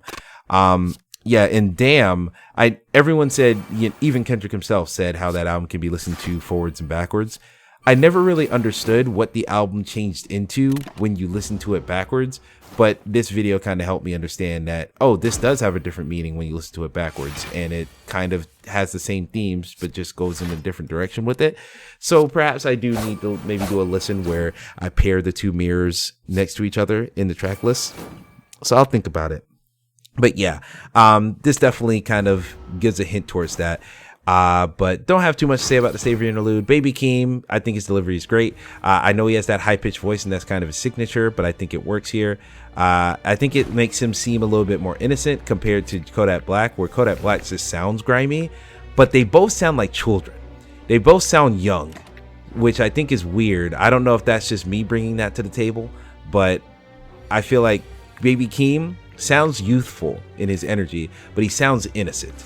Or Kodak Black sounds youthful in his energy, but he sounds mischievous, or just sounds like he's done something or he's up to something. And once again, that might be my own lens on it, and I'm telling on myself possibly, but that's just the viewpoint I get from it, and it does change the tone and the vibe of each song. So yeah, I think Savior Interlude is great, but I think the song after it is even more important, or even more, there's even more to talk about when it comes to it. So let's talk about it. Let's talk about Savior. Going back to the article once again, Savior is the next track, and it metaphorically, of course, threw me back on my ass when I first heard it. Now look, I have To Pimp a Butterfly, the vinyl, on my wall. I have a signed Damn CD on my shelf. I have at least 3 pieces of Kendrick Lamar apparel, one of which I bought during his Damn tour. I clearly look up to Kendrick to a borderline unhealthy degree. So to hear Kendrick directly say, "I am not your savior," threw me the fuck off. Deep down, I know he's not actually the savior of hip hop, like he's often memed about and hyped up to be. And I've really always known that. But to have him reject that position like this was a bit of a shock. But that shock was softened by some of the best production on the album. Once the beat drops about 43 seconds in, I can't help but to get hype and vibe out to the track.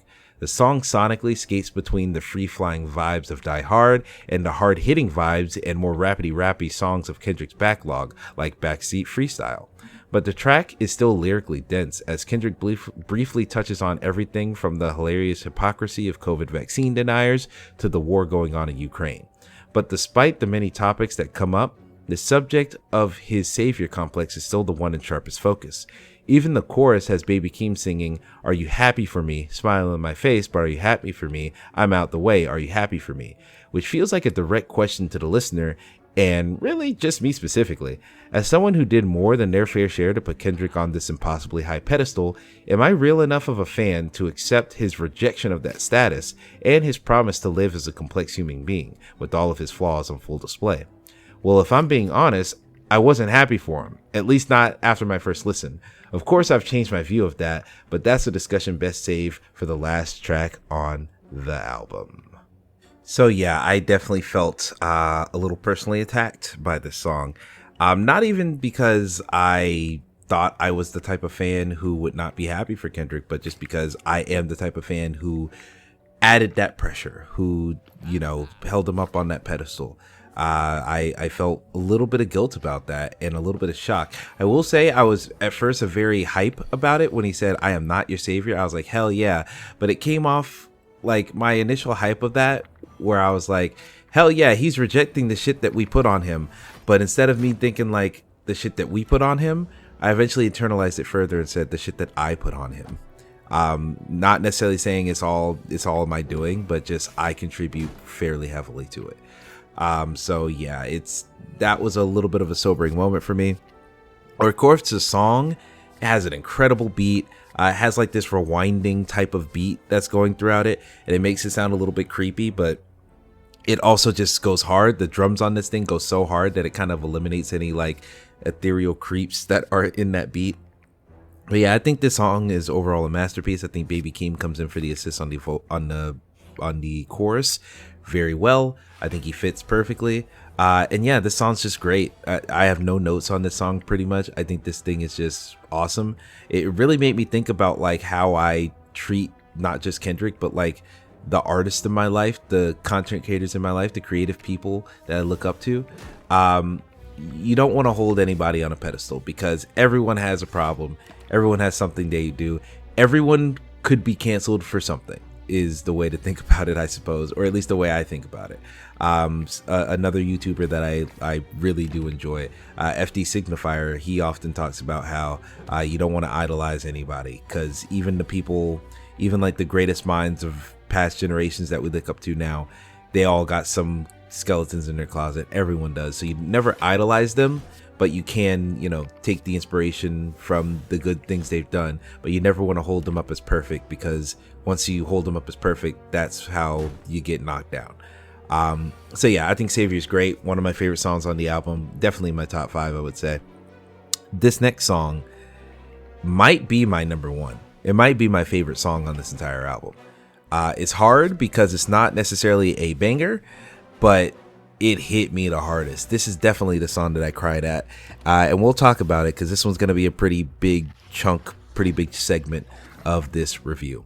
So let's go ahead and go back to the article. Then we have the most surprising track on the entire album, and potentially the most powerful and the most controversial, Auntie Diaries. This song is, thematically at least, a hot ass mess, but sonically it's even more subdued than tracks like Silent Hill and Rich Spirit. Unlike Crown, it doesn't rely solely on a piano to hold its somber mood, but it utilizes a more traditional, though stripped down, boom bap rap beat, with grander orchestration easing in as the climax of the track approaches. It makes for a soundscape that puts as much attention as possible on Kendrick's words, and well, about those words. So this track is the Kendrick Lamar equivalent of Macklemore's gay allyship ballad, Same Love. Just swap gay rights with trans rights. But it's nowhere near as corny as that sounds on paper. Instead of rapping about a very distant experience of gay people, Kendrick raps about a very personal relationship he had with one of his aunts who he had his family under. He raps about a very personal relationship he had with one of his aunts who he and his family understood to be a man. And just to keep things proper, I'll be referring to his aunt, and I'll be referring to his aunt as his uncle from now on, so try to keep up. He shares tender details about how excited he would be to hang out with him and how many of his learned masculine behaviors were learned from this trans icon in his life. In fact, Kendrick shares the fact that the first time he ever saw someone write a rap was when he saw his uncle do it. It's honestly quite a revelation to hear all this, as Kendrick has never even hinted at something like this, but perhaps that's what makes it hit so hard. Also, I can very easily picture the kind of person Kendrick is talking about, which is basically my one single uncle, Uncle Cornell, but in the body of an aged up young MA, and I also relate to that feeling of having favorite aunts and uncles and the wonders I'd feel getting to go on adventures with them. Shout out to my auntie Lena. That's my aunt that I always loved hanging out with. She used to live in Miami. We stayed with her for a week in Miami, and it was so much fun. I loved that week. And I love her. She's great. She lives down here in Atlanta with us now, or in the Atlanta area. I don't want to rep the city if I'm not really in the city. I'm in the suburbs. I'm in Decula, but she's around here now, and we're all good. We're all good. We love each other. So yeah, we're gonna talk a little bit more, because here's the thing. This song is the song I have the most to talk about. I wrote 1, 2, 3, 4, 5, 6, 7 paragraphs about just this song. So I'm gonna read one more we're gonna read 2 more paragraphs here just to get through the actual song itself, and then the rest of this is my thoughts and opinions. I'm just gonna talk about that. So here's the next paragraph after that one. Later on in the track, when that grander orchestration creeps in, Kendrick talks about one of his trans cousins and how their coming out was a surprise to everyone in the family, but Kendrick, who saw the signs early on. He then describes a scenario in which his cousin was directly pointed out at by their pastor during church service and called an abomination. I'll admit, I felt a similar feeling that Marianne, his trans cousin, felt. Pastors, like most public speakers, play to their audience, which leads them to often not really challenge any of the congregation's most deeply held assumptions. In my case, as a teenager, I'd often sit through sermons where my pastor would cite something as insignificant as, quote, kids running around with their hair uncombed, or crazy rap lyrics as signs of godlessness in the world. Meanwhile, I'd be out in the pew with the latest Eminem album paused on my phone, and my hair, which I had just started to grow out, completely uncombed.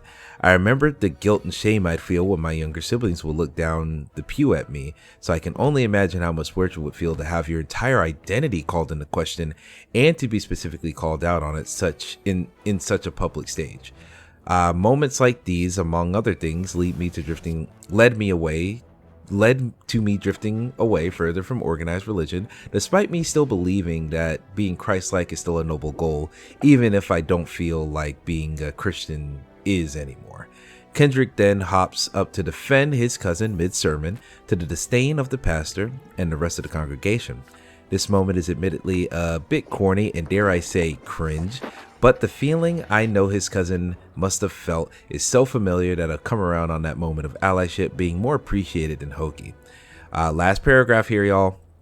But then the song ends with the conclusion to the most obvious concept that has been talked about throughout the entire song. One that I haven't discussed until now, since it's the most controversial element. Throughout the song, Kendrick says a slur often used against gay and queer folk. It begins with an F. He uses this slur to reflect on how he and his friends would use it carelessly growing up, often jokingly. Once Marianne began to transition, those jokes stopped being so funny to her, so she and Kendrick fell out with one another. Well, after the incident at church, they reunite and discuss the use of that word.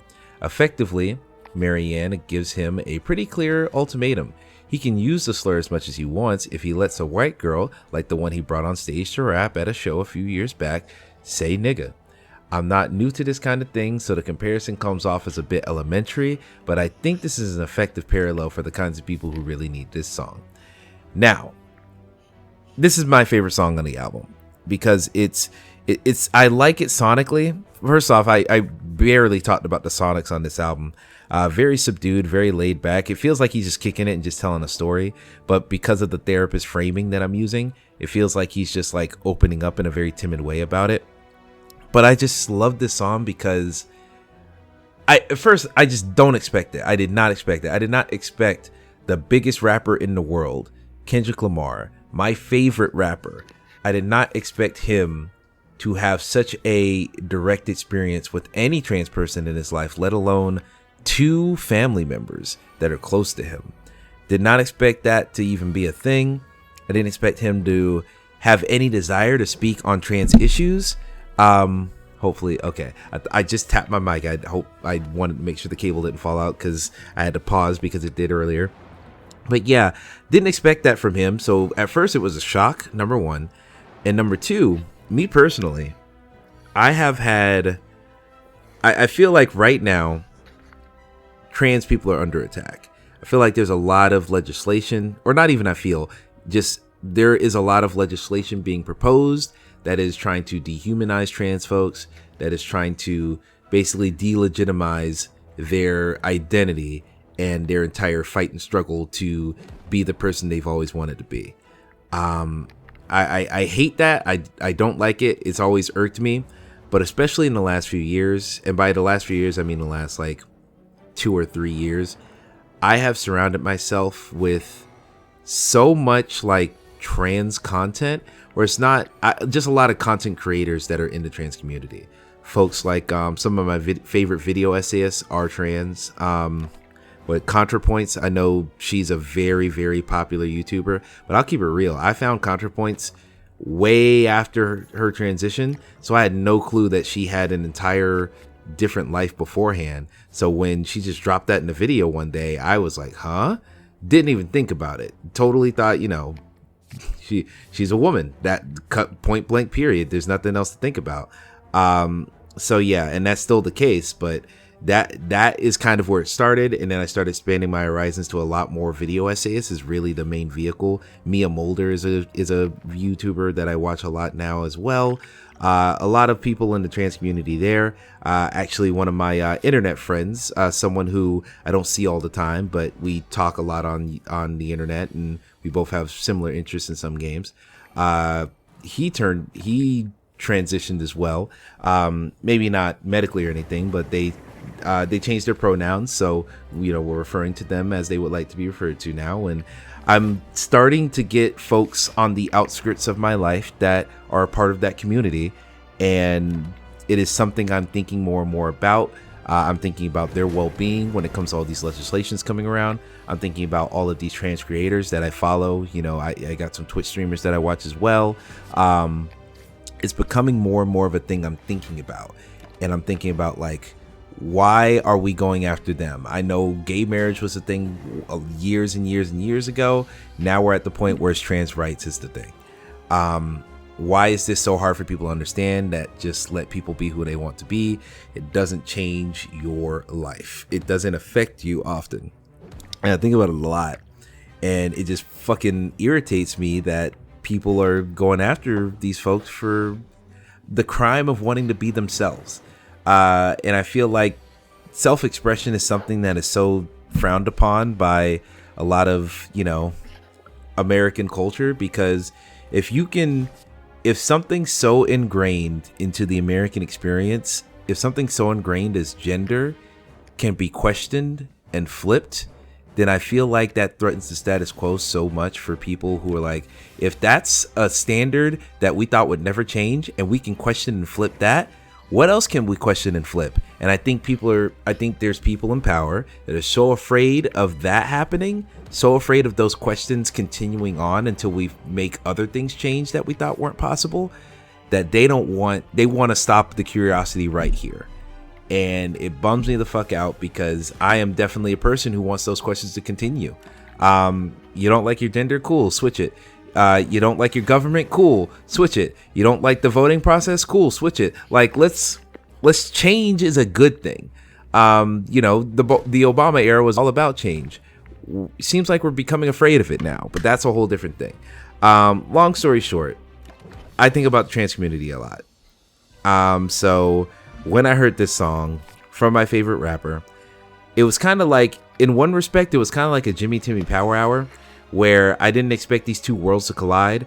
I didn't expect all these thoughts about transgender folks in my head to combine with all my thoughts about Kendrick Lamar and his artistic output. I didn't expect those to cross. And so when I heard this song and it was like a positive thing, and it was something Kendrick didn't have to do. That's what gets me, man. Kendrick did not have to do this. There's no conversation about trans folks in the hip hop community going on right now. There wasn't a conversation when he made that song. If there was any conversation, it was like the same shit that happens in hip hop, because hip hop, if you don't know, a lot of homophobic language, a lot of problematic language, hip hop has been built on the back ever since, NWA came out. Hip hop has been built on the back of toxic masculinity to a large degree. So that includes disparaging anything that questions that masculinity. So any type of queer content has often been thrown out of the rap community, or just made fun of, or used as ammunition against other folks in the rap community. Calling someone gay in a derogatory way, all that stuff has been used, harmfully.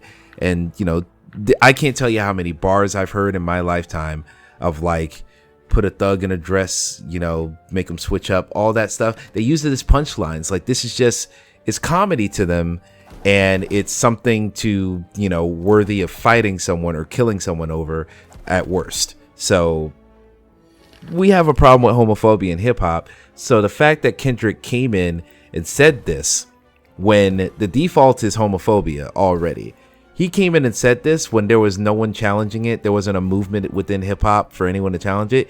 He did this straight off of his own volition. He did this because he wanted to. And I think it's fucking crazy. I think it's crazy in a good way. I can't believe he did it. And I think that's what made me cry. It's just like, it's not like, oh, Kendrick's going to get canceled for this, or, oh, Kendrick's not going to get features in hip hop anymore because of this. No, he's still Kendrick Lamar at the end of the day.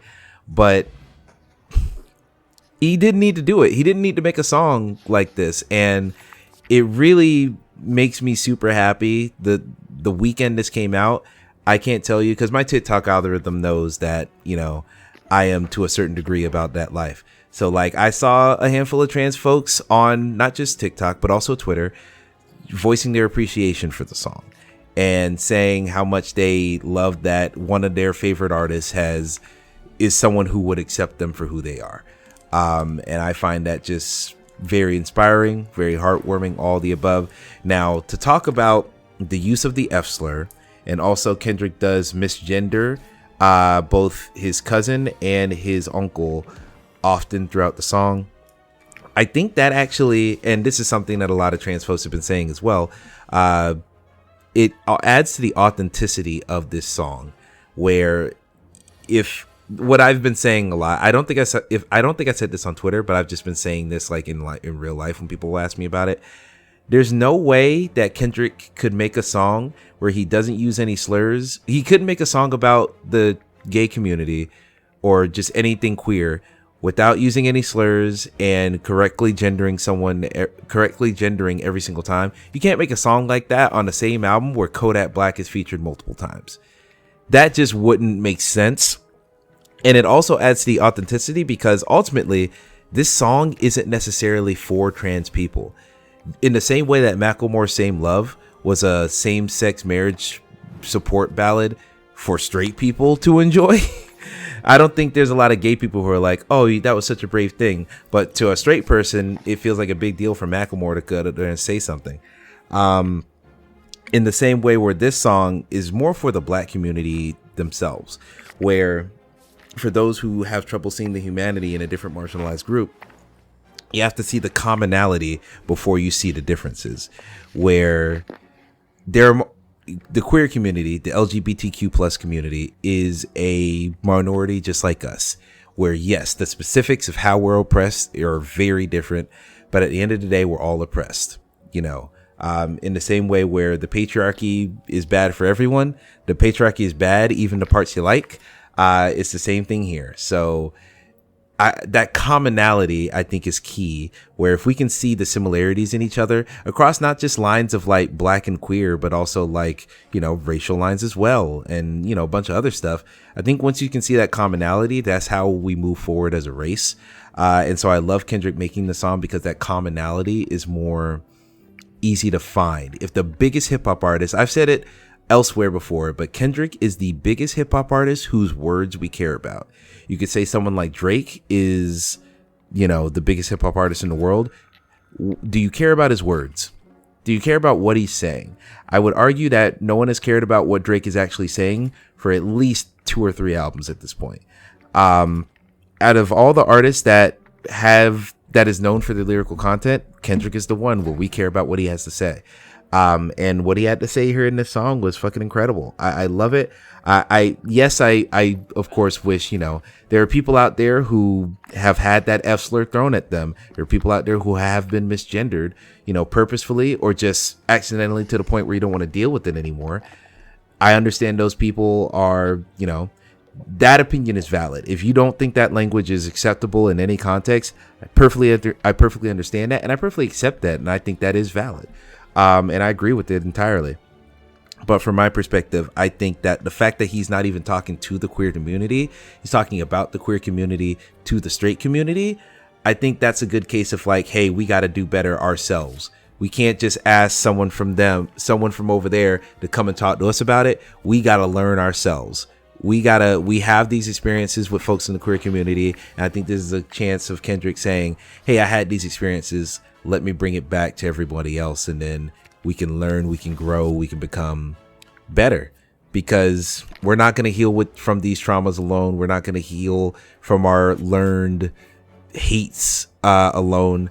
You don't just wake up one day and decide not to be hateful and not to be ignorant. You have to learn, you have to try, you have to work at it.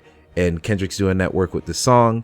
And I really do hope this kind of opens up a little bit of a dialogue in the black community for queer folk, because like I said, as someone who grew up in the church, like, not saying there was like rampant homophobia, but like, you just never think about, like, a lot of folks in the black community just are always like, oh, you're gay, that's a thing that's disparaged, or oh, you're queer in any sort of way, that's something that's disparaged.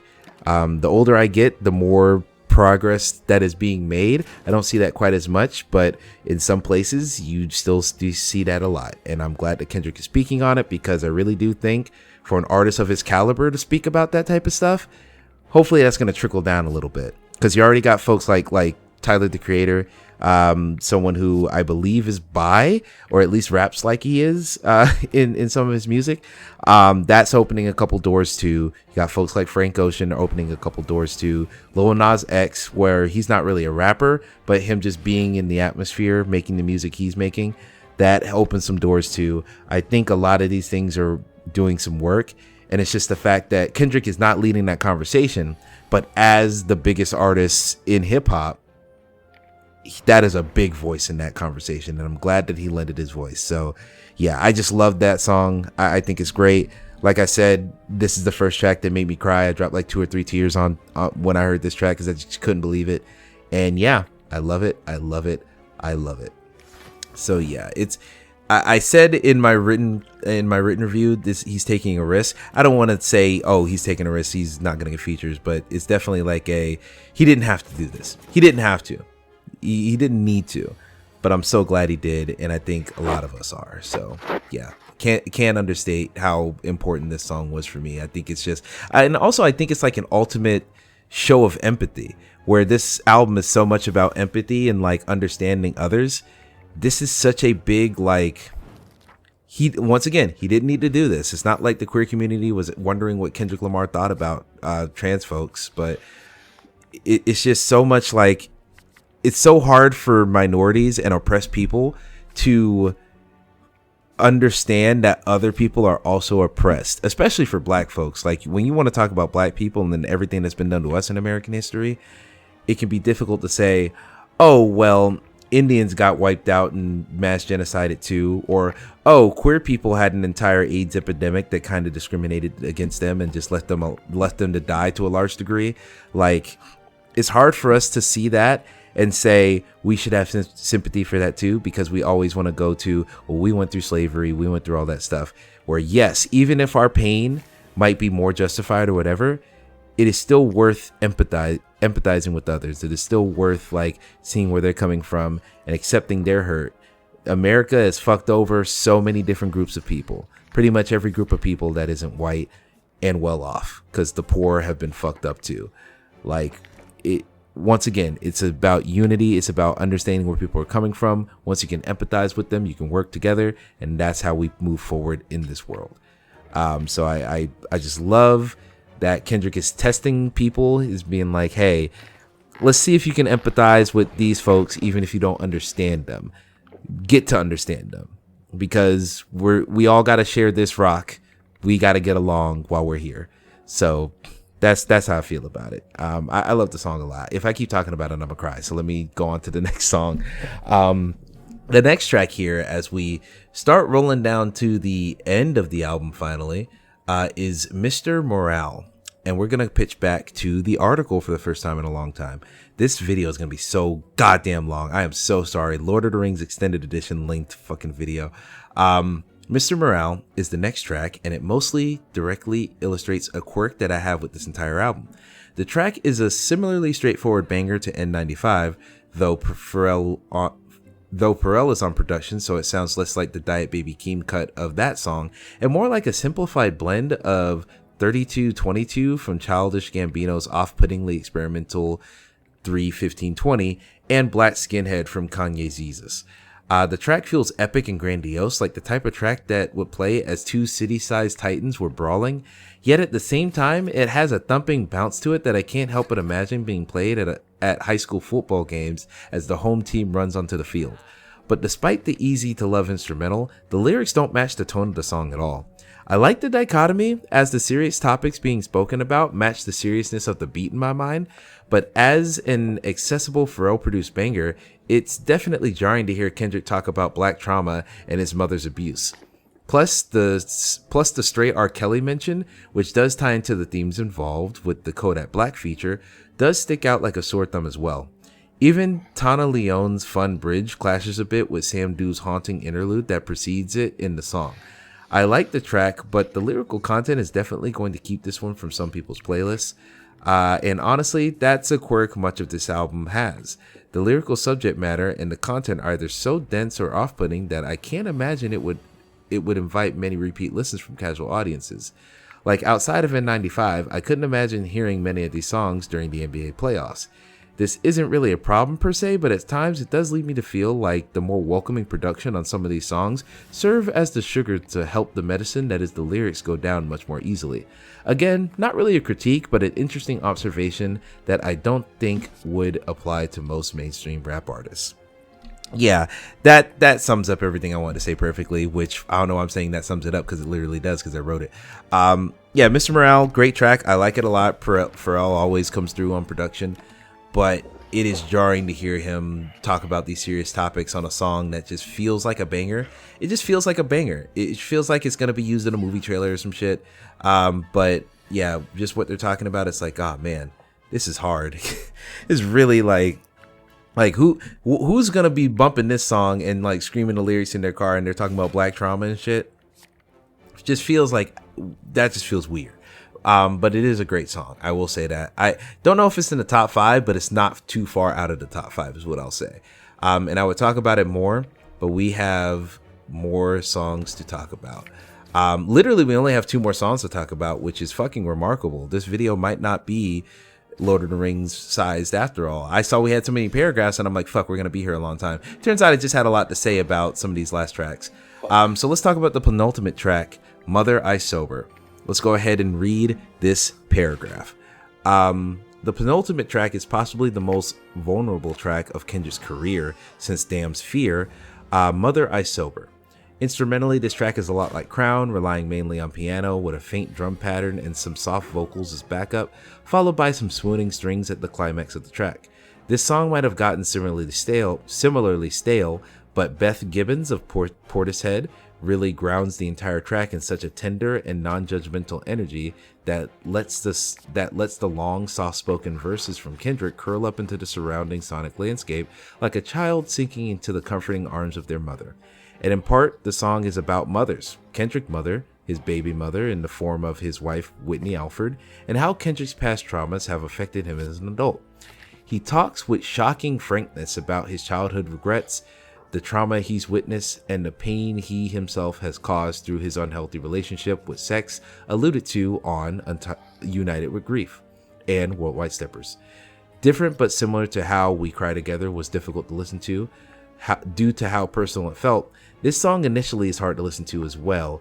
It feels like Kendrick is bearing his soul here, and his bashful and near tearful delivery makes that feel even more true. It's a serious look at not only how these traumas affect Kendrick himself, but also how heinous acts like this affect black families everywhere in the country. As I said, there are a bunch of Kodak Blacks out there, and their actions are only going to create more. But when you get right down to it, those traumatic acts were introduced to us when we were brought over to this country by force and freely abused in all kinds of ways for centuries. And even now, you don't have to search too far to see that much of that abuse is still going on, but it's legally regulated or otherwise allowed to continue without consequence. This is how the hurt people who hurt people are created. But no one walks around with that pain nakedly displayed. That's where the line, I see them daily, burying their pain in chains and tattoos, so listen close before you start to pass judgment on how he moves, learn how he cope, comes in. The culture, trademark, or just black culture, is often conflated with the gangsta imagery of hip-hop, and we have largely come to accept that, but Kendrick wants to analyze the culture deeper, as he hinted at doing in the Part 5. So much of what we consider black culture seems to stem from coping mechanisms we've created to deal with these generational traumas and psychological barriers we've built to keep our pain from defining us. It's not enough to say that behaviors and images like these are bad, but you got to know the reason behind these behaviors and address it at the root. This is Kendrick doing just that as much as he can, and just a rap artist at least. And once again, that theme of empathy comes back around both here and especially in the final words of the song. And this is where I list the final phrase. So I set free myself from all the guilt that I thought I made. So I set free my mother from all the hurt she titled shame. So I set free my cousin, chaotic, for my mother's pain. I hope Hakeem made you proud, cause you ain't die in vain. I set free the power of Whitney, may she heal us all. So I set free our children, may karma keep them with God. So I set free the hearts filled with hatred, keep our bodies sacred. As I set free all your abusers, this is transformation. Now, I'm not going to read this other line because this is just my thoughts, and I'll just talk about my thoughts. Yeah, this song fucked me up also. This one, I think I might have I cried less on this song, but I got closer to crying here than I did with Father Time. Like, the songs that I got the most emotional to were Father Time, this track, and Auntie Diaries. Auntie Diaries, I cried outright. I think I dropped 1 tear during this song. But yeah, what he's talking about is crazy. When he kept referencing the culture in the Heart Part 5 shortly before this album came out, this song feels like the most direct reference to like the culture he's critiquing. Where not even saying like the people who create the culture now, the people who are the biggest topics of conversation, not even damning them specifically, just the idea that black culture is built off of all of our generational traumas. The fact that we started as slaves in this fucking country and have had it rough ever since. Our culture is defined by that trauma. And since we're starting from that standpoint, it's hard to have anything be healthy, have any of our behaviors be healthy if you're starting from that standpoint. And, you know, it kind of goes to show that like there's so many broken men and women in the black community. Like, we're starting from fucking ground under zero, ground negative 400. So like, you're starting from there and trying to lift up. It's hard to go positive. It's really hard to go positive when you're starting from such a negative place. And this is kind of like the hard pill to swallow here, where I don't want to say this as if like Kendrick is absolutely right here, but I kind of agree with him, where forgiveness can often be the thing that, you know, gets these people out, gets you to move on. Because, you know, when you look at this line from the end of the song that I'm talking about, freeing himself of the guilt that he thought he was responsible for, freeing himself of all of his actions, but also freeing himself from, you know, freeing his mother from the, you know, abuses that were done to her. If you forgive the assailant, that no longer sits on your heart. If you forgive the person who did this hurt to you, it's supposed to no longer sit on your heart, and it's supposed to like free you from that pressure, free you from that pain, so on and so forth. And here's the thing. Abusers are not deserving of forgiveness. Anyone who does something heinous to you does not deserve forgiveness. The question is, holding on to that pain, holding on to that hurt, does that help you? That's the question. Does that help the person? I said earlier about, you know, me not going to church anymore and how I feel like being a Christian isn't something I really try to do anymore, but being Christ-like is something I try to do anymore. This is the thinking that comes to my mind when I think of that, where to me, like, I'm not saying I've read the Bible cover to cover or anything. And even then, the Bible is written by people who knew a guy who knew a guy who knew a guy who knew Jesus. So like, even that's flawed. But to me, like trying to be a good person is trying to not hold grudges and trying to not hold on to pain, and try to release that pain as much as you can so that you can help others in their journey, or just live the best life you can free of your own pain.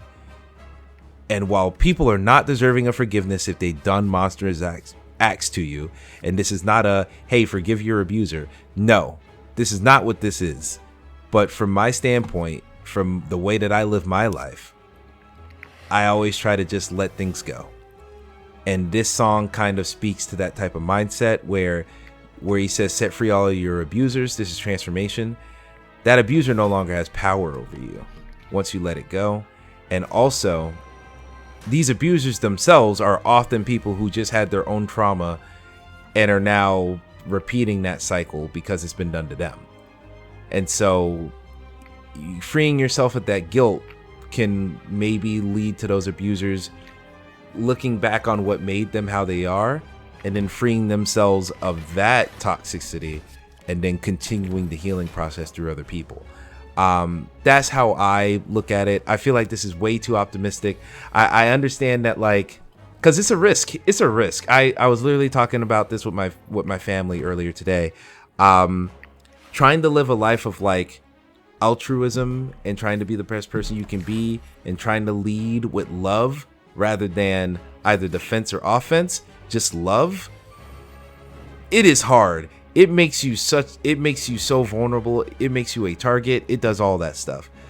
But the way that I try to live my life, and yes, I don't put myself in situations all the time that necessarily makes this not an option, but I always try to think love first. How can I see things from your perspective? How can I understand how you feel? And then we can meet in the middle. I really do feel like, you know, We got to just understand each other. If we can all understand each other more, that's going to solve so many problems about humanity. People like me and my dad were talking about how there's like very light, like people, especially I'm in the South and we're not that far from like Trump country. And as a black man, you can imagine what that means for me. And my dad, you know, he's watching the news every day. He's watching CNN and shit. But like, even on CNN, people just have this feeling that like some shit's about to go down. That insurrection happened. People are like, they're going to try that shit again. People are like talking civil war. And my perspective is, yes, I'm on the right side of the Civil War, quote unquote. But at the same time, why are we making sides? Not why are we picking sides? Why are we creating sides? We're all on the same team. We're all on the same tax bracket. We are all being oppressed by the same folks. You might not know it yet, but like the patriarchy fucks you up just as much as it does women. Being poor fucks you up just as it does for us. We might be poor because of our race. You might have just been born into it on accident or just by chance, but we're all on the same team here as a human race. And I know that sounds fucking corny as shit. And this is not I don't see color, because you got to see everybody for who they are before you can see them as a full human being. You cannot say, oh, we're all people, it doesn't matter. No, we're all individuals with different flaws and different things that make us who we are. And you have to see that completely before you can truly see who they are as a person. I believe that wholeheartedly. I feel like we need to see people as all they are at all times. And this song kind of speaks to that. But it's a really tough listen. It's a really difficult listen. It's hard to listen to because not only is Kendrick sounding so vulnerable, but he's just talking about like this really deep, like you can feel him reaching into his soul to grab this shit so he can pull it out and present it. But even when he pulls it out to present it, it's not like he's throwing it on the table aggressively. It's like he's opening his palm slightly and like panning through it with his finger on his palm to like show it off a little bit.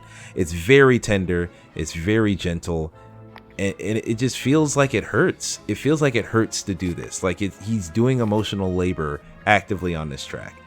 And I understand it, because even me talking through my whole thought process there and how I never want to be like, oh, I never want to say anything positive about anyone who has done something bad to a person, because that makes that person who's had something bad done to them feel awful. Can you imagine how the woman who was sexually assaulted by Kodak Black, can you imagine how she felt when she saw fucking Kodak Black featuring Kendrick Lamar, or vice versa?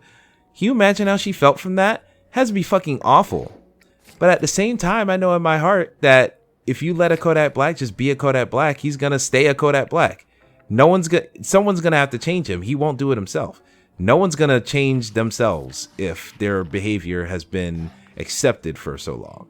So, you know, that's my opinion, where yes, victims don't need to interfere with their abusers. I feel like victims don't need to be a part of this healing process at all. That's something that these people need to go away, find themselves, get a different group of people around them so that can be the support system for them, because it's hard here. We're all people, and I really do feel like deserving forgiveness, for me, it's less about deserving and it's more about like, you might never be forgiven by this person you did dirty. You might never be forgiven by the person you abused, but you gotta be able to live with the fact that you did it. And the way you can do that is by forgiving yourself of the things that made you who you are to get you in there to do that bad thing in the first place. You got to forgive yourself. You got to love yourself, because if you don't love yourself, that's what got you out here doing bad shit in the first place. So yeah, it's a long, I could talk about this forever. This is a very difficult type of thing to talk about, because once again, I feel like I'm tiptoeing, but it's about me wanting to be respectful. I want to be respectful.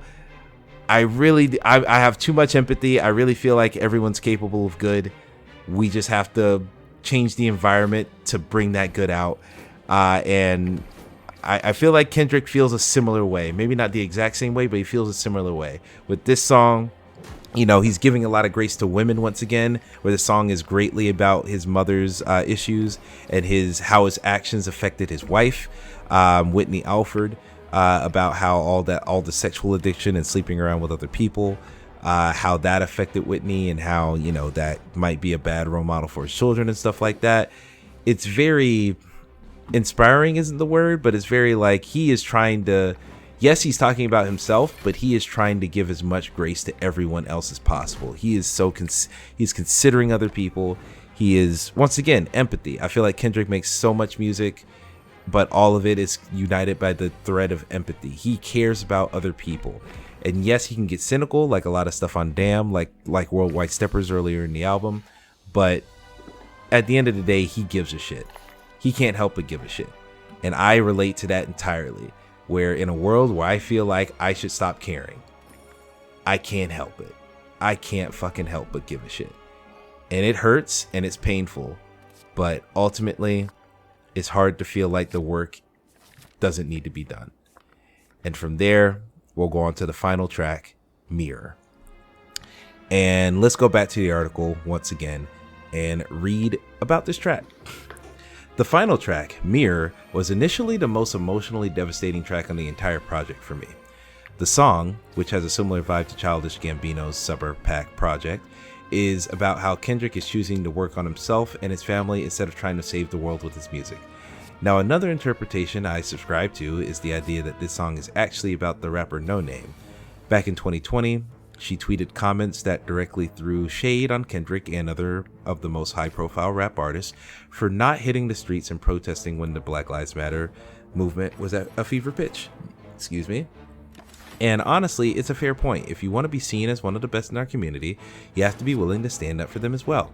But that thinking is rather flawed, because at the end of the day, Kendrick is one person, and when we really get down to it, is no more special than anyone else, and he makes that perfectly clear throughout his entire album and this final song.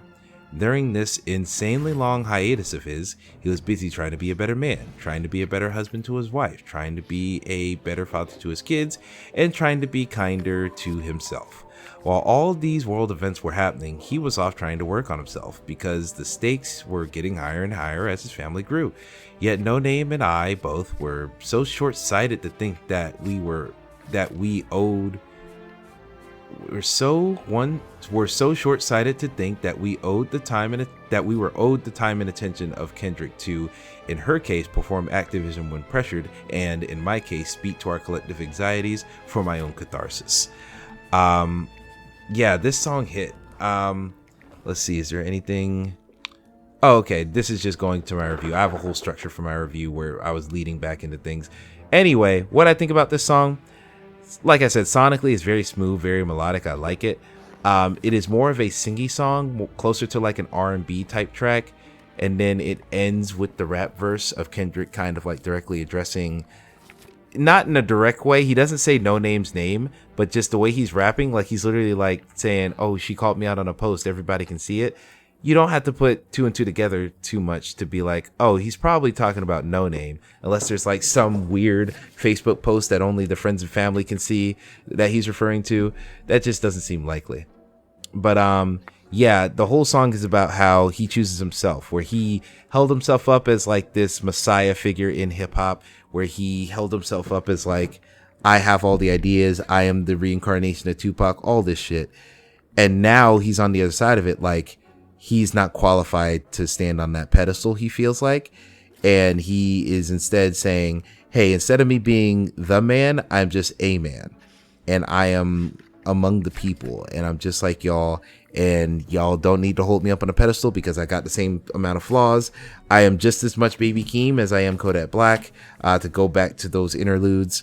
And, you know, it's just showing him, he's depicting himself as like just a guy, which is so directly like my opinion on things. I try not to put myself in a self-aggrandizing thing, in a serious matter. I try not to like, I don't want to be the best anything. That sounded fucking bad. It's less about being the best. I don't want to be held up as like some messiah figure for anything. I don't want to be held up as perfect for anything because I know what my flaws are, and I know that I have them. Everyone has flaws, and I'm aware of that too. So it's weird for anybody to be held up on a pedestal like that. And Kendrick knows that, so he's stepping down. But I think the crazy part about this is, when I first heard this song, it bummed me out. Because it felt like all that shit he was talking on To Pimp a Butterfly, all that stuff about unity, saving the world, all those big ideas on To Pimp a Butterfly. It felt like he was stepping back from all those big ideas when I first heard this album. It felt like he was like, I give up, the world is fucked, good luck, I choose me, I'm sorry, hope you find some peace, but I'm out. It felt like he was leaving us on the street to die. That's what it felt like the first time I heard this. It bummed me out. And I listened to the album a couple times that night, but then shortly into the next day when I was still listening to it, I said, you know what, I can't take this. That's it. That last song, Mirror, hurts too much. It hurts. It feels like a final song from Kendrick. And I'm sure it's not his final song. I'm sure he'll be back with new albums with PG Lang and new music in general with PG Lang. But it felt like a goodbye, and a not particularly heartwarming goodbye. It felt very bittersweet in a way that just made me upset.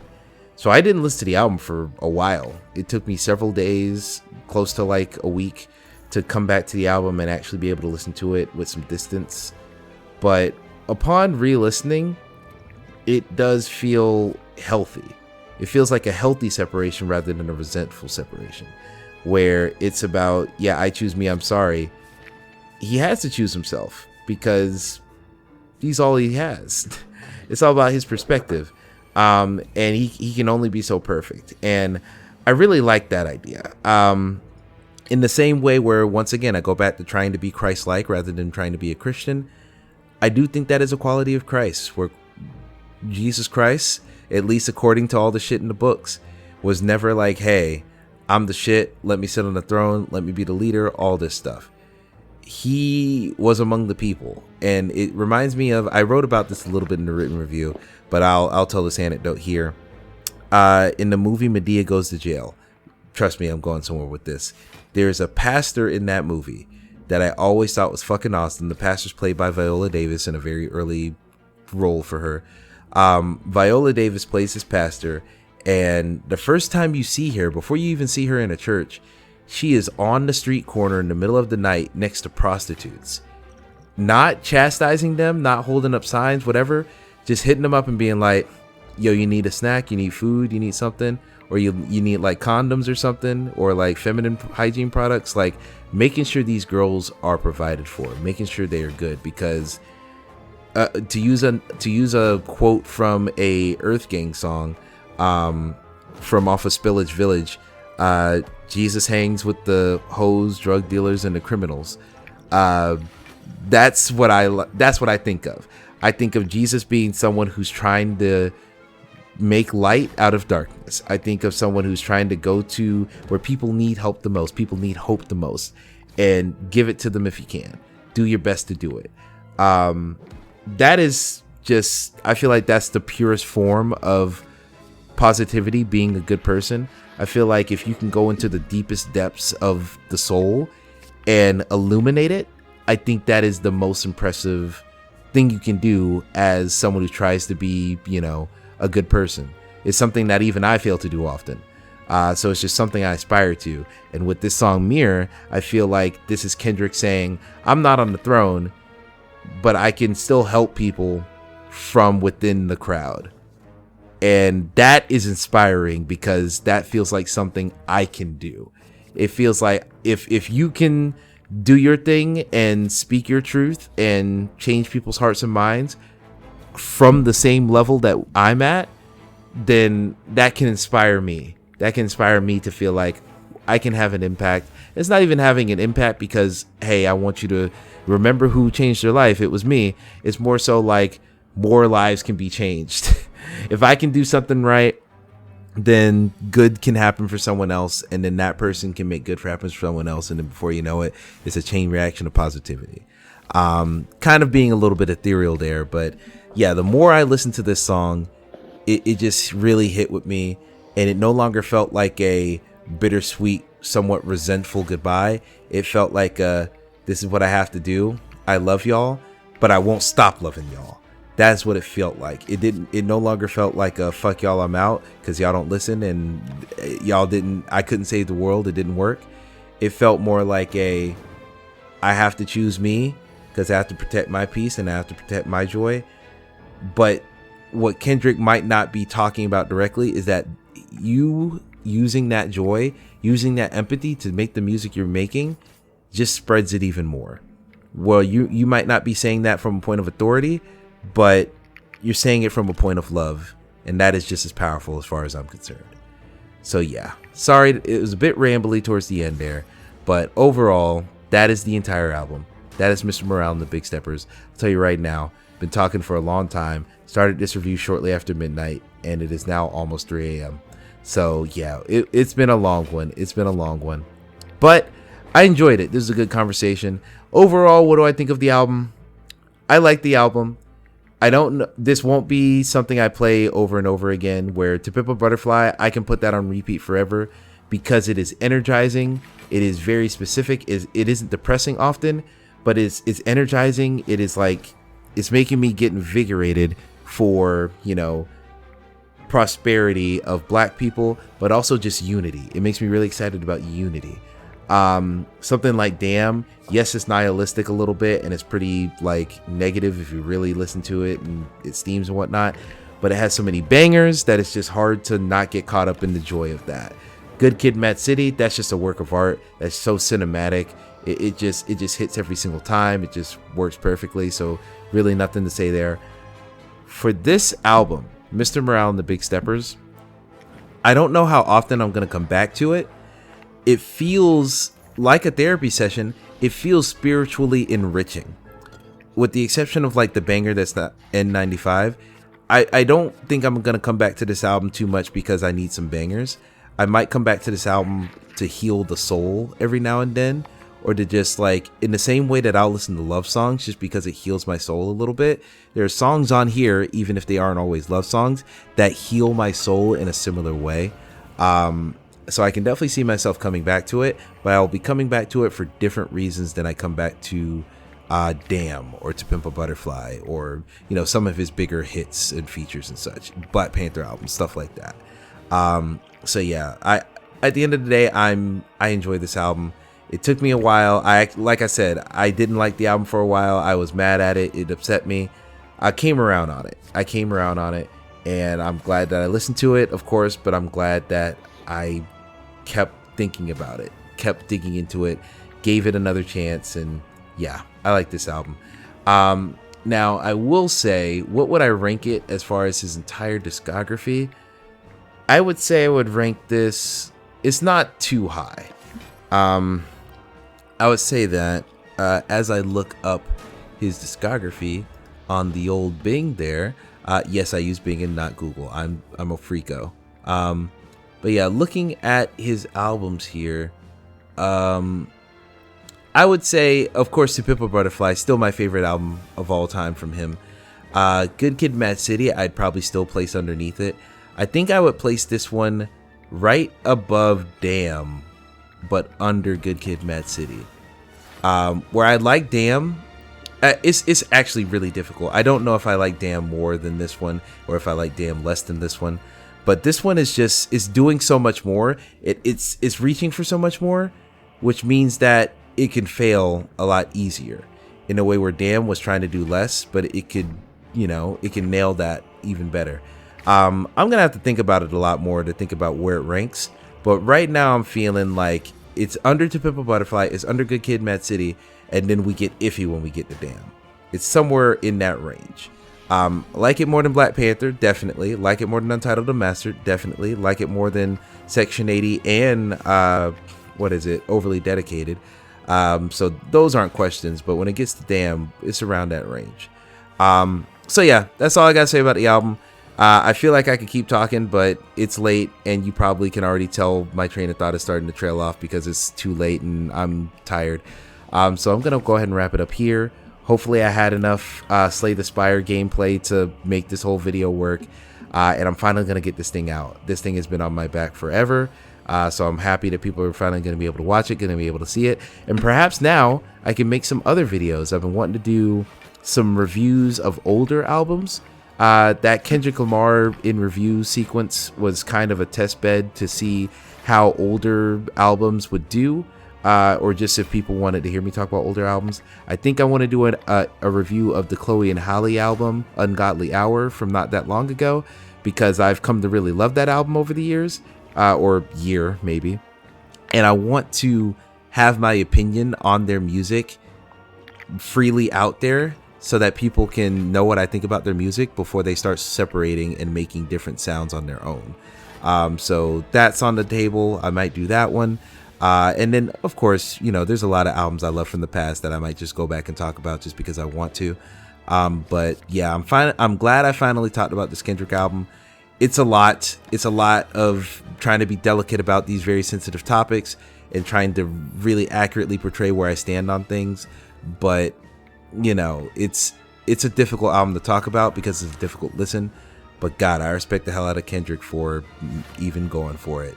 And I think he largely succeeded. Not in every way, but I think he largely succeeded. So anyway, that's enough from me. I've been Emmett Watkins Jr., also known as DJ Spun61. Once again, VGU.tv is where you can check out the video review, but also that will be in the description. You can click that link. That video I talked about with quality culture from the video essay I talked about, that I will also try to link in the description, but if I forget, you know the title, so just go find it. And that's all I got. Listen to the Players Club podcast if you like my voice and want to hear more of it. Players Club podcast is the video game podcast I do every week. You want to hear me talk about music? Go over to Mario Not Bros, or pretty soon we're going to be revealing where that's going to be. But I've been doing a podcast with Mario Not Bros, or Mario Pacudio. So you can listen to us talk about music every now and then on that podcast, because that's just a variety, whatever we want to talk about show. And yeah, you'll see a lot more stuff from me. Also, TJ Miller, or wow, my God, not TJ Miller, TL Foster, Jesus fucking Christ. Him and Jarrett Green, we do a little show also. So go ahead and follow Turbo Bison on Twitter if you want to get updates on when episodes of that show go out. But yeah, that's all I got for you today. It's a late night.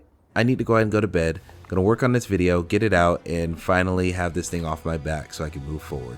So yeah, send in my love, and as I always say, keep it real, keep it trill, and step on, steppers. See, I switched it because usually I say play on, player, but it's okay. I'm gonna end the video now. Thank you. Bye bye.